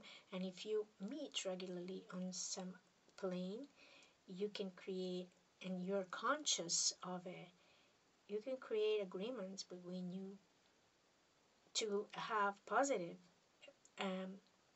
events happen in your life that includes one another, whatever is your soul agreement for this lifetime. And you help each other on that plane, like that. But you can, when you have sufficient amount of energy, and depending on your mission for this life, you can also connect with other soul groups and create collective change. And this is what all of us should be doing now. Dreaming a different reality. On that plane, dreaming it into being. Consciously, not obviously speaking about it, yelling about it, sharing, posting, going to war, defending, um, making speeches, whatever, and you name it, everything's been going on, is not working. Because this is how they do it. There. And there are not enough groups who are opposing it from the other side, because not enough of us can do it consciously. Oh, of course, there are other beings, and there are other, in the other realities, you name it, whether that you're going to see it as a galactic war or ships or whatever, but it is happening, but not all of us are conscious of it.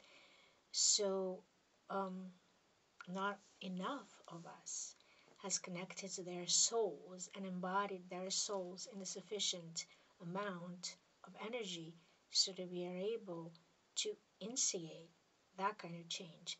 And even when we are, it takes a little bit of time before it becomes visible. So everything going on now,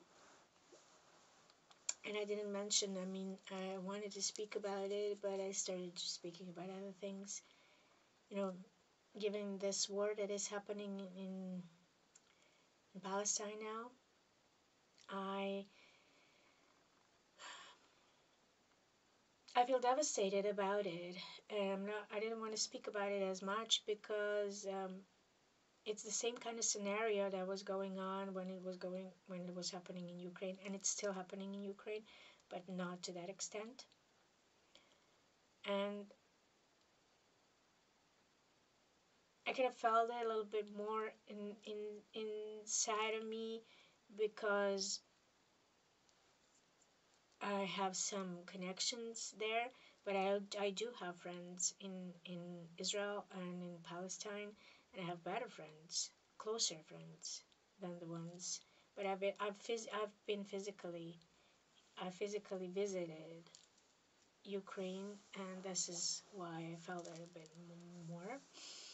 And everything I had to say about it, I said in that video regarding when that war started. So I don't want to be repeating myself around that.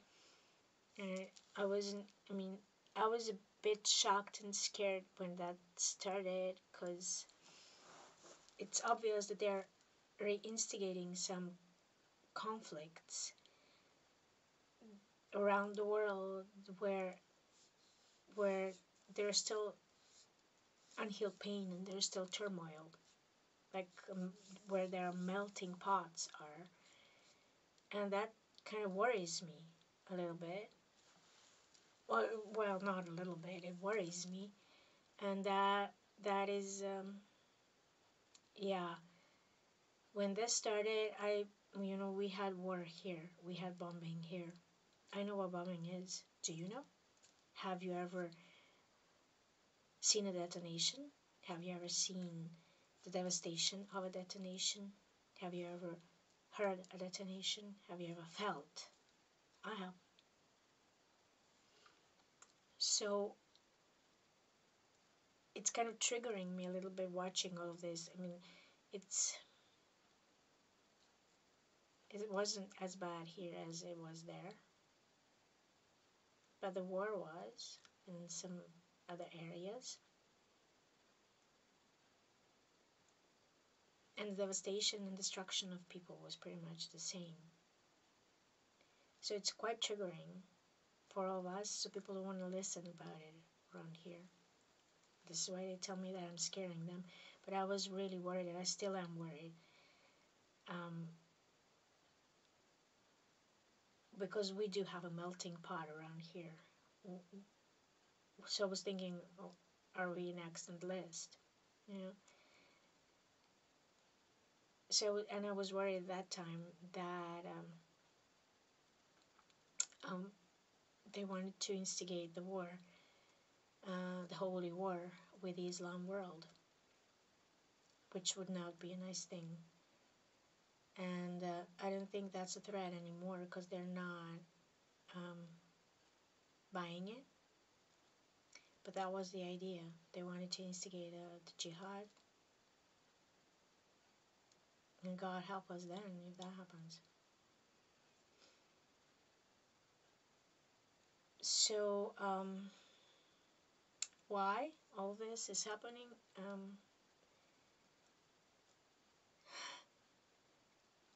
I mean, it seems like everybody forgot that there were ongoing protests before what happened in Israel before that attack.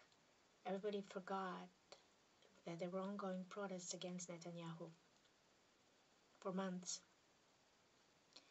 and that he's been charged for corruption, and he's been on trial. Actually, he's been invited on trial.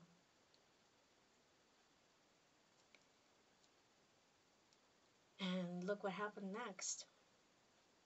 And besides, there were more information coming out to the surface regarding the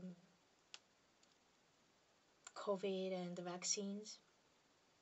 There were trials happening also. And who's connected with that?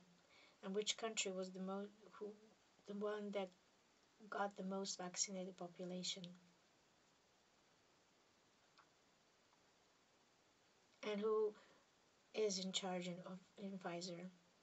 All of the CEOs.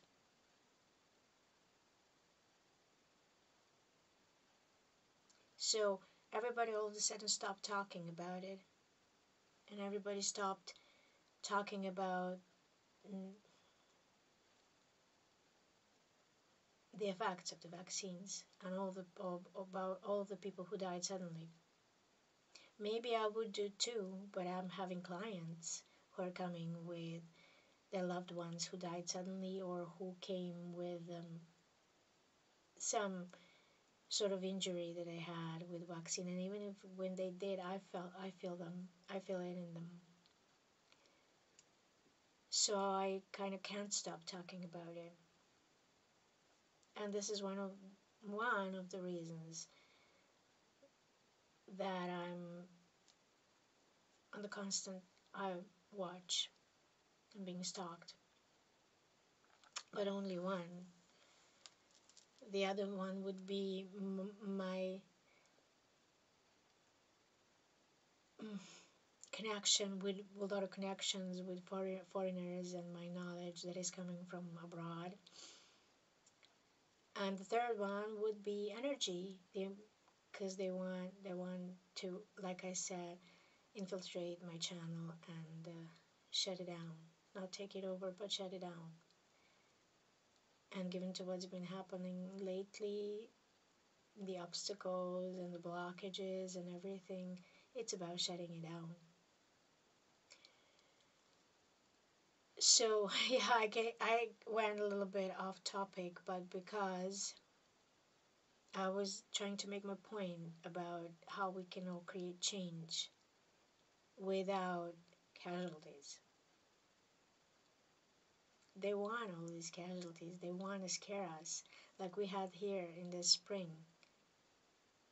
And now I'm thinking, oh, the shooting that happened in school around here, where they wanted to aim it, maybe we were at first seen as a scenario.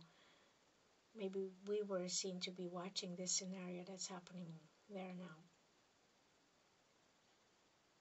God knows, I don't know. But this is how we're going to best create change.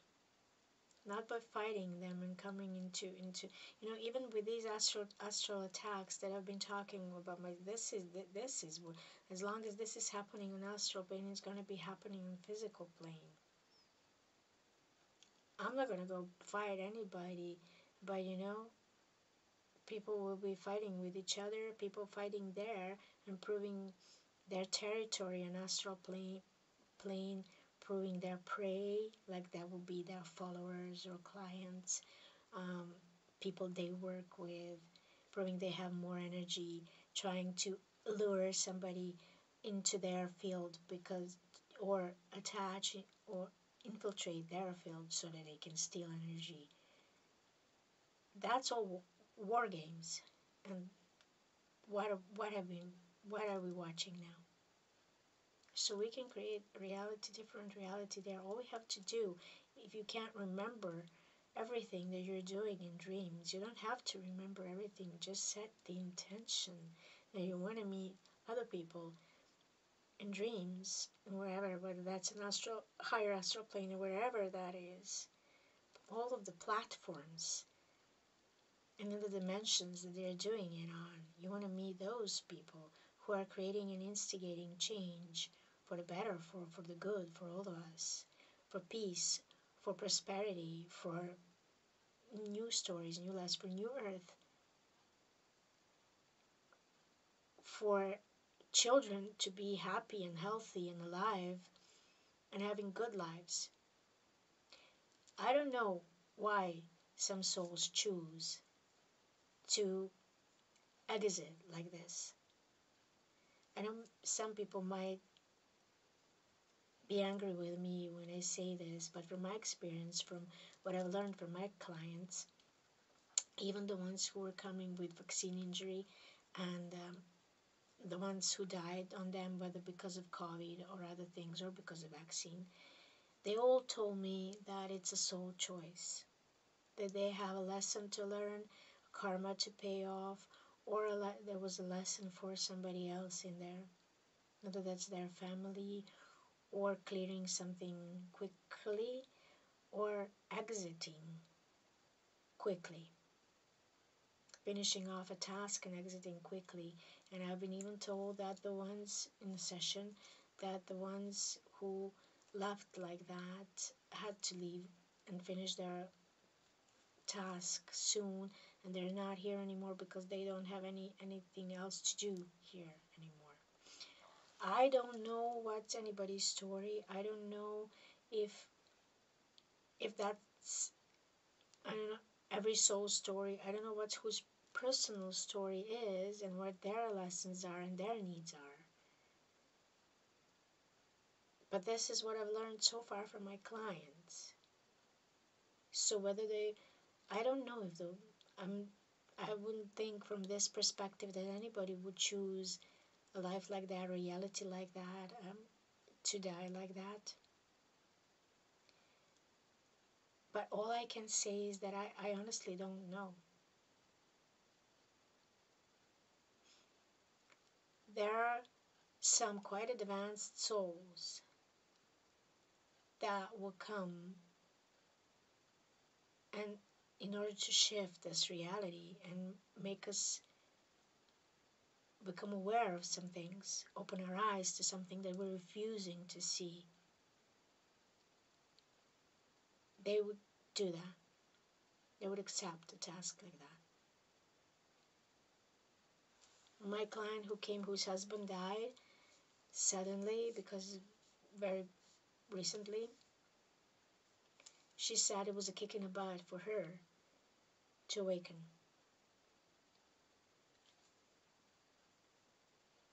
So I don't know if this is a kick in the butt for all of us, but when I'm observing all of these things that are going around in discussions and talks, like everybody all of a sudden became aware of what's happening in the Middle East, and that's been happening for a while now.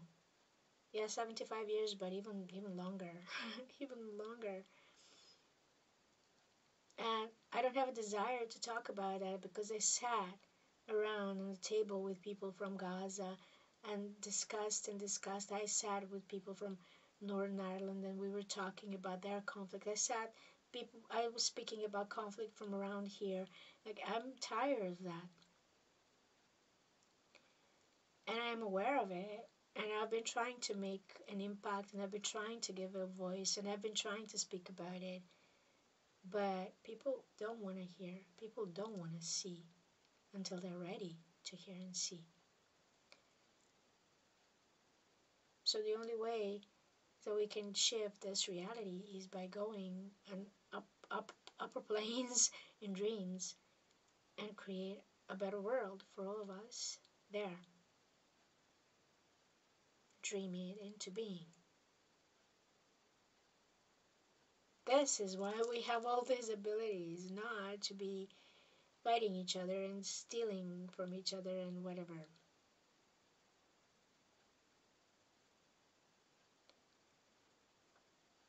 But having said all that, I'm quite aware that I also need to protect myself and create boundaries. This is why I said all this before that I said. So,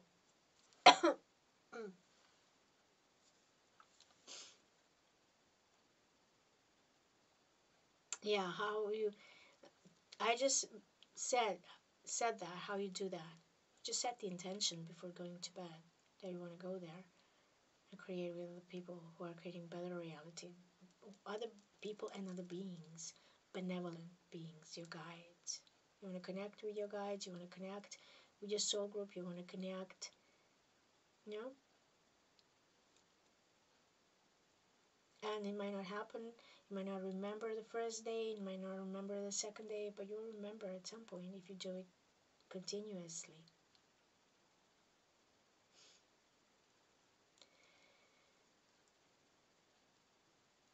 And yeah, one of the other things that I mentioned, and I forgot everything I said in this previous video because it was a while ago where I made it in Serbian. That why I said this is the lower, because this is what is it all about. We come here, we are here, some of us, most of us, with the abilities that we have and memories and everything and connections with our souls, an awakened soul, and awakening our soul and embodying our souls. And we are here in this density and is this 3D matrix to instigate change in it by offering a different way of living, a different way of being. This is why we came here. Not to fight each other, not to oppose each other, not to, I don't know, these are all distractions. And what is the distraction now? Can't you guess it? Oh, just be happy we're not bombing you and don't say a thing. Don't do a thing. Don't speak. Don't rattle the boat. Just don't. And let us do whatever we want to do. Because you just might be the next one. Like I just said, we're all thinking about it. And you know, it's always like that, just a matter of time when they come knocking at your door for some reason, whatever that be. Because when somebody gets away with something like that, they can get away with anything. And that gives the permission to every Jack and Jill to do something similar because they've seen some mighty people getting away with it. It's like I've been living it, like what I said, problems that I had problems back home. It's exactly the same issue, not the same thing, but it's the same issue. Our first door neighbor took a portion of our yard, of our land, that he never bought, and not only a portion, but he made himself legally an owner, a co-owner of our entire yard, of our entire land where our house is, without asking us for permission to do that, without, I don't know how he did that, I probably paid for it. And he never participated in buying that land. And he actually bought the portion of the land that's kind of said that it's on connected to it, like a couple of years ago, which our land is there like 50 years ago, since 50. So it's a similar thing. Whose land is this? So how can you prove that now when there are no papers or anything, because there are grandparents who are signing contracts in court and stuff like that they're asking now. So it's kind of a similar. It got instigated actually at around the same time when this conflict started, around land ownership and land grabbing and land theft. Like anybody ever owns the land, but still, and not feeling very nice when somebody would come into your yard and your flat and claim that this part of your land, this part of your reality is mine and you can't walk here. And now they're having another issues and another agendas like that about, from what I'm feeling, from what I'm seeing, is property, grabbing your own property. Well, this is exactly what's happening now there. So this is just to show and explain how this reality works. But what are we doing in this moment? What are we doing in that instant when that started happening? We get into defense mode. And sometimes there's absolutely nothing we can do about it. Yes, it's absolutely rightful to defend. It's absolutely rightful to protect your boundaries and protect your property and do something. But when the entire reality around you is not reacting, is nobody is helping you in it, and nobody is coming for your protection and to save you or whatever. What? When you can't absolutely do anything about it in physicality. What I noticed, and what I noticed in myself too, and what I noticed people doing so far, and this is what part of my ancestral process was actually, because my ancestors were doing it, like recent ones. We start throwing mental darts at each other, and cursing and hexing people and saying bad things to people. Like I still have a relative who, when she gets hurt, she would curse people all over. Not like in some, using any kind of rituals or stuff like that, just verbally. But and she would wish them ill. She would wish their children ill. She would, and some people would literally say, "I wish your child to die," or I wish you this, I wish you that, and I wish your offspring is like having bad experiences and stuff like that. This is one level, but there are another level when people actually go and do something about it and hire somebody to harm you and send you intentions and do voodoo and magic stuff and stuff like that. Like, so that happens in astral plane. These attacks that happens in astral plane. And then there's another level which I discovered in myself, which is like I would think I couldn't, I wouldn't allow myself to do anything bad or say anything bad, but I would think, oh gosh, if my eyes and my mind could shoot, I would literally kill that neighbor, honestly. He's aggressive type and not so nice person, but anyways, I'm speaking about myself. I shouldn't be doing that at all, because this is also cursing in a way, especially with people with abilities. So for once I myself sense some people's intentions and thoughts, and as for me, it doesn't always have to be an astral attack. I would feel these intrusive thoughts and these aggressive thoughts and intentions as an attack. And I feel it as energetically as an attack. So, for me, that will be also me attacking them. And you at sometimes you come to a certain point where you have to pay attention to thoughts too, and how you know handle that, because that creates um, mental forms, and that creates stuff in astral plane that possibly might not be there. And then you never know where and when somebody ends up, and especially if you send bad thoughts and negative thoughts and to their offspring, and where the offspring ends, it can go on and on and on. And hence we're looking the reality like we're looking at now, like what happened here, like what's happening now in Gaza, all over, because you never know where they end up. And that goes in different lives, because that creates karma, that incurs karma too. And that's something that we don't want to create.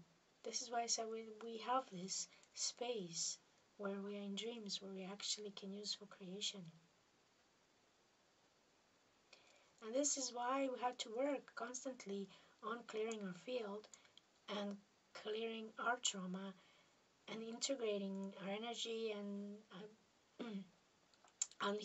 paying attention to unhealed stuff and all of the triggers that are coming out to the surface now, because they're all triggers, especially if you haven't lived something like that yourself, if you haven't had anybody in your family that you know of who lived something like that, and you're so attached, and you're speaking about, I don't know, war and genocide and this and that. Since this started, I had to clear some things in myself regarding Native Americans genocide that I remember, and I remember two of them, and and and I also had to clear something regarding Second World War, and that was instigated by a play that I went to see that was speaking about Auschwitz and what was going on there, and how the ones who were prisoners were treated, female prisoners, and it was about a survivor, a woman survivor of this camp, and the man who was a Nazi, who was a guard there. Well, he had a rank. He was not only a guard, he had a rank. But it was after the war, when they had other lives, different kind of lives, and she was married and a doctor, and he was somebody with a family, I don't know whether distinguished or not. But they discovered his identity, and she was the only survivor who could testify against him and put him to, I don't know, to justice. So he came to her before she received this invitation to testify, to convince her not to testify, because she was a prostitute. She was used as a prostitute without her own consent, obviously, because she was also a child then. And he convinced her not to testify by making a point that her family, her husband, would not understand that, who was also in a play and was not told the whole truth, and he didn't know about this part of her life.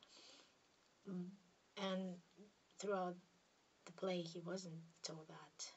But the man got it out of him that he wouldn't understand that, and he would judge his wife. And and she was disappointed about that, but eventually she didn't decide to testify. And by the way, this man, like this Nazi officer,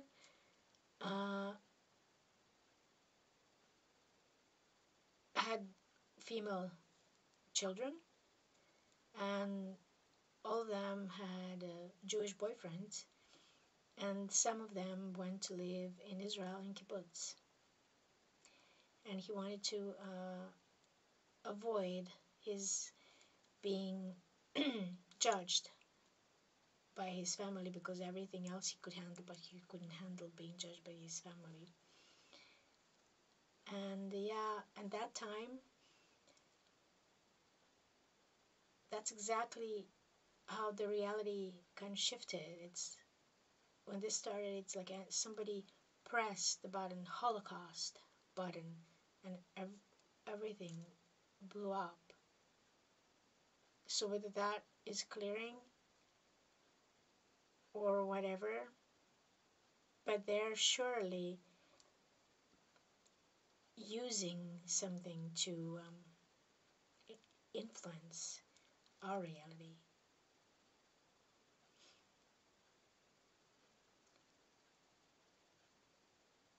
So by the way, where do you think all the survivors, all the Nazi survivors went? Having said all that, yeah. And I also have to say that I really resent, I don't like all of the things that are going on around and flying around about this war happening now. Yes, we should be aware of it. Yes, we should be informed. But we're watching massacre live. We're watching war live.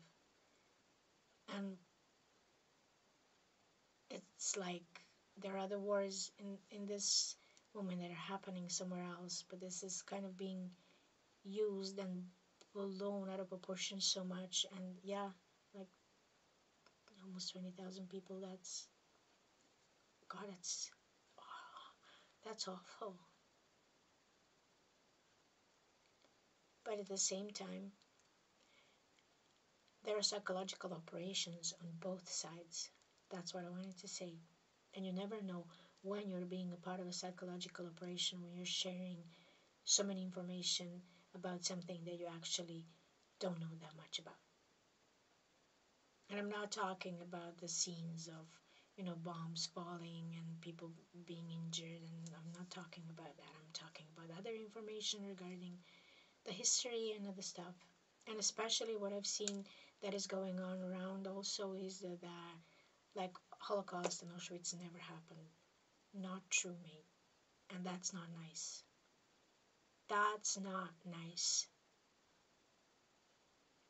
Jewish people were not the only ones who were persecuted there. There were other nations, monks who are Serbian people also. So that's one bit not nice.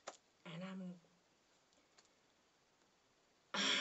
I don't even know how somebody can believe in something like that. So I'm shocked. So just pay attention not to be part of a psychological operation, okay? So it's one thing sharing and informing people, but just discern of what should be shared and what not shouldn't be shared. So I just had to say this. It just got me off track a little bit too, but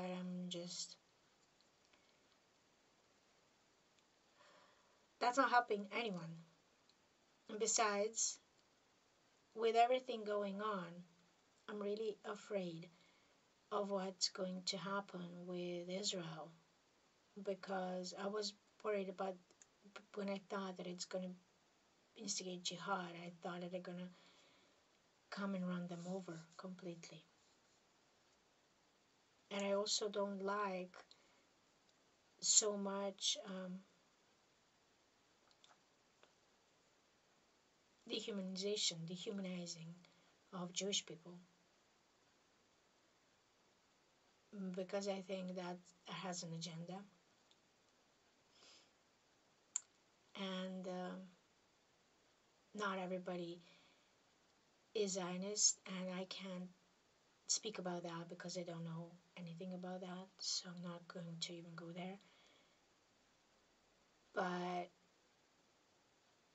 when you're dehumanizing the entire nation like that, that's very dangerous.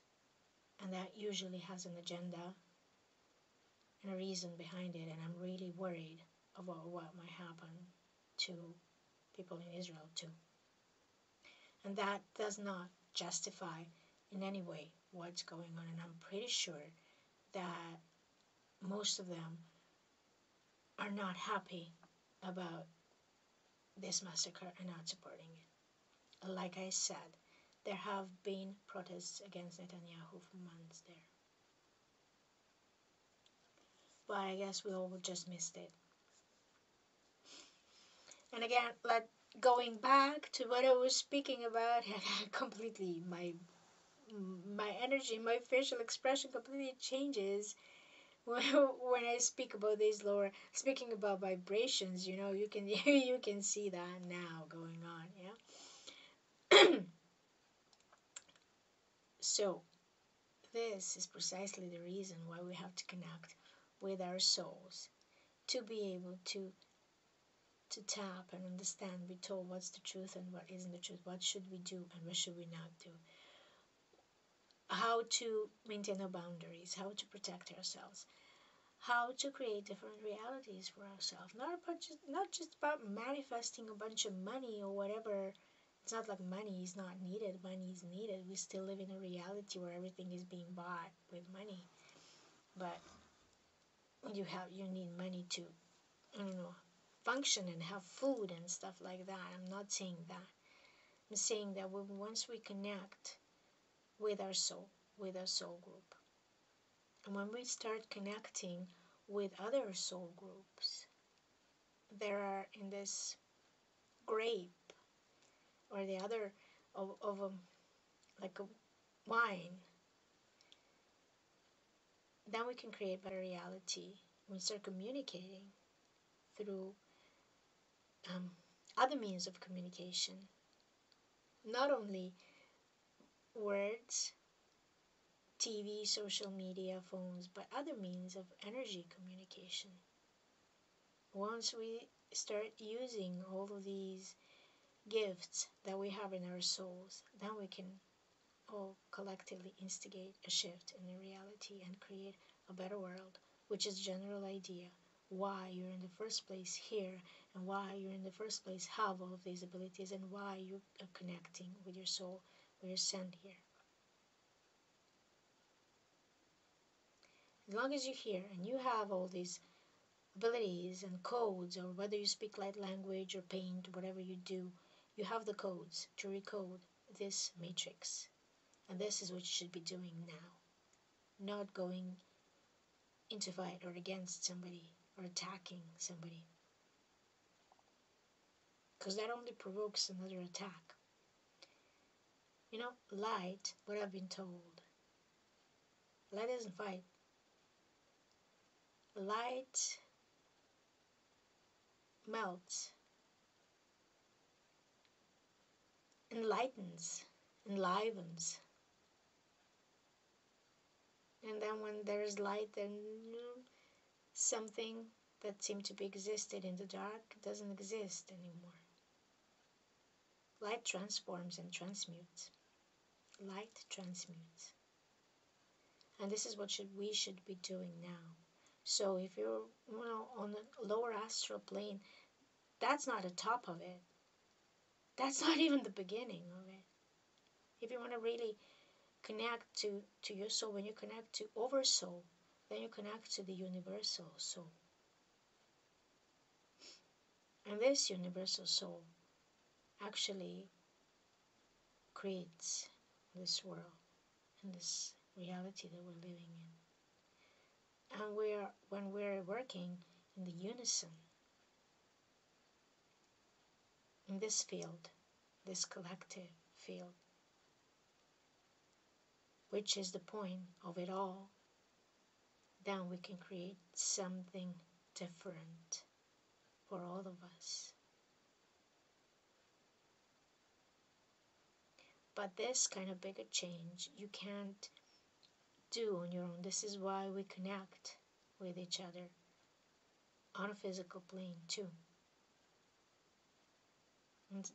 And lift and uplift each other until we're able to do this on another plane too.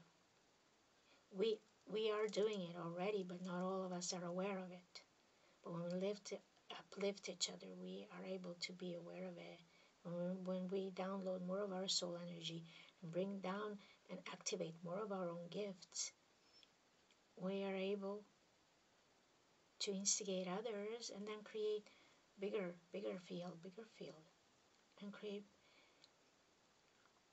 bigger harmony and unison in the field where they can consciously connect with each other in another plane.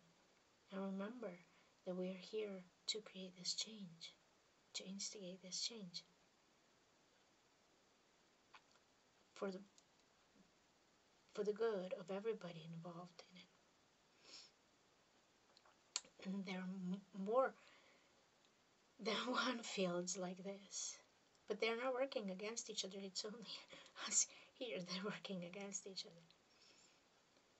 So this is in a way like when you are growing and expanding your energy, and in a way you're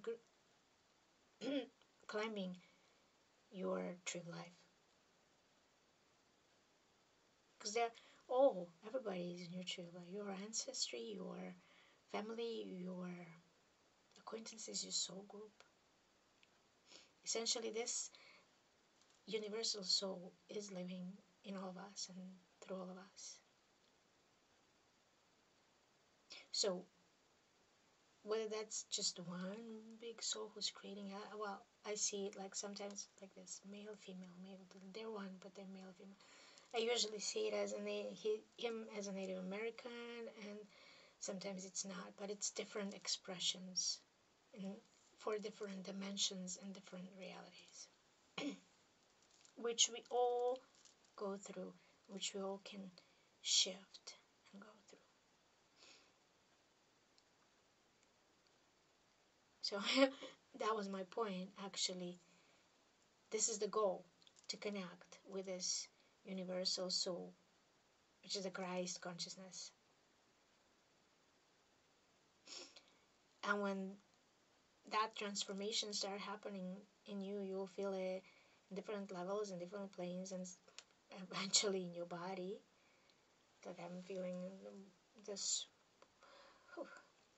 happening here, and I'm always projecting through here. Until you're actually able to, when you're doing something like this, when you are doing your work, like whether this is making a video like this, or I don't know, making music, singing somewhere, or dancing somewhere, or making a movie, acting, or whatever, but you're projecting that through you. That energy. Not physically, but that energy. Yeah, but at certain times it can become visible physically when it wants to.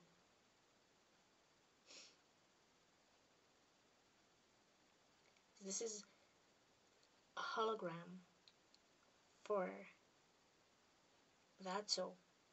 The entire reality, the entire world is a hologram of this universal soul. And our own soul holograms is our own. We can instigate change that, but to be able to collectively change something as big as what is happening now, this is where we do it. And I just wanted to remind all of the others with some kind of abilities, especially the ones who are thinking that they're using dreams and astral wave and something like that, and they're stalkers or dreamers or whatever they think they are, whatever they're identifying with. This is not what this is all about. It's not about those abilities. It's not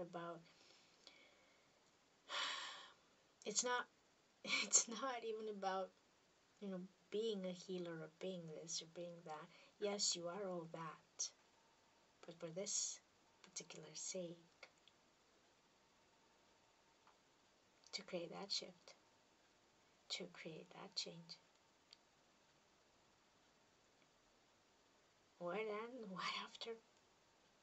I don't know, but it takes a while, yeah? Well, on this physical plane, it takes a while. On their plane, on soul plane, they they're eternal, so for them, that means something else.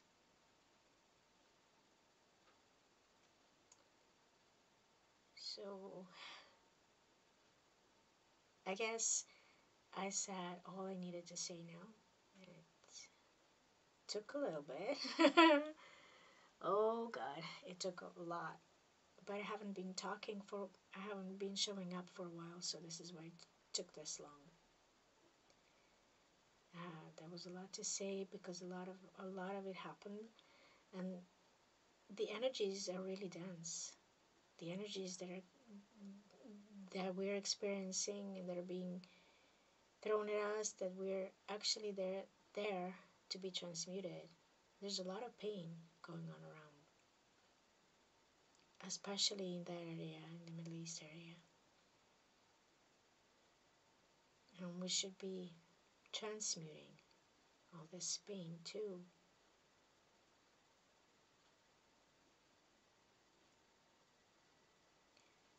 So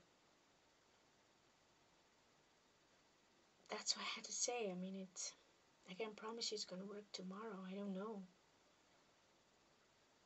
But we can only try. And there is I don't see why shouldn't we try. Because there's no harm done in it. And I started this with speaking about my dreams and stuff. But as you see, my soul took over now and took it into another direction. So this is why I said I'm not going to be giving you any tips on how to have lucid dreaming. And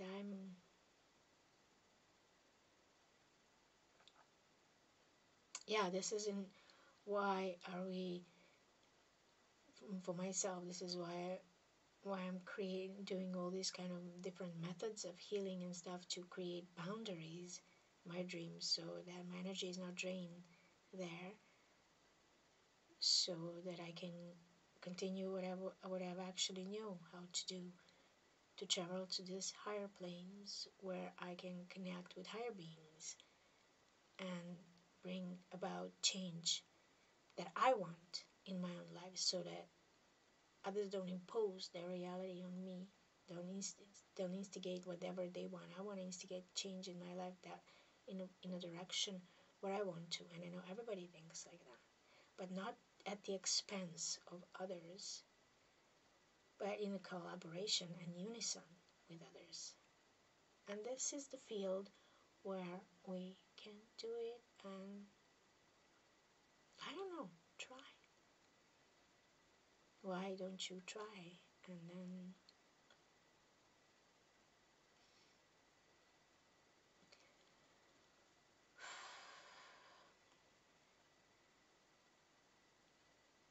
so far, repeating all these karmic patterns and loops and remembering, like even from what I just said here, I remember this, I remember that, but all these lives were having, and they all have common thread. And this is what I'm looking for in my clients when they come. I look for a common thread with everything they're talking about, a dynamic. And for now, I've been living in a reality in a country that has been through war and destruction, and all of the patterns, all of everything that I've been experiencing in my life are the consequences of that war, of that destruction, the destruction of the nation, and everything that I just mentioned, and all regarding my connections with Native Americans and connections with memories that I've had there. It's about also destruction of a nation. So we don't want to be repeating that again, aren't we? I don't want to be living lives like that anymore. And I want to get out of that pattern. And this is the reason why we do it, to get on another level where this pattern doesn't exist. For me, this, other things too, for somebody else, something else. But this is like this, something like this usually involves collective pattern. So as you can see, a whole lot of people around the world have been triggered by this. Yes, and we should do something. We should be aware of this. But for us who are aware of doing something in another reality, another dimension too, we can influence it from there, not from here. This is where our line of work lies. So, yeah. Okay. That's all I had to say, and please remember to follow me and I don't know, connect with me. I don't, even if you don't need a session, if you want to listen to what I have to say in different platforms, because I've, like I said, I wanna shift this into live Skype sessions, and I don't want to make this kind of videos available for everybody because of the ill-intentioned people, but also because of the people who don't have the capacity to understand what I'm talking about and are going to be misunderstanding it and misreading me and sending a whole lot of heavy energy my way. That's also the reason. So, yeah. And even if you don't want to participate in these Skype, at a certain point, Skype teachings, connect with me for, I don't know, for whatever reason you feel you should be. If you should be, I'm open. And yeah, I'm still doing my sessions, just to remind you, so connect me for a session too. Thank you very much for your attention and receiving my lectures and what I have to say and whatever comes through me. I'm really grateful for each and everybody who are listening to this with their open hearts, because you're uplifting my reality like that too. And I'm really grateful for each and every client that I have, because this is my means of living, and you are helping me in that way too. This is my work. It's not only my wannabe, it's my work. It's what I actually do. Thank you very much.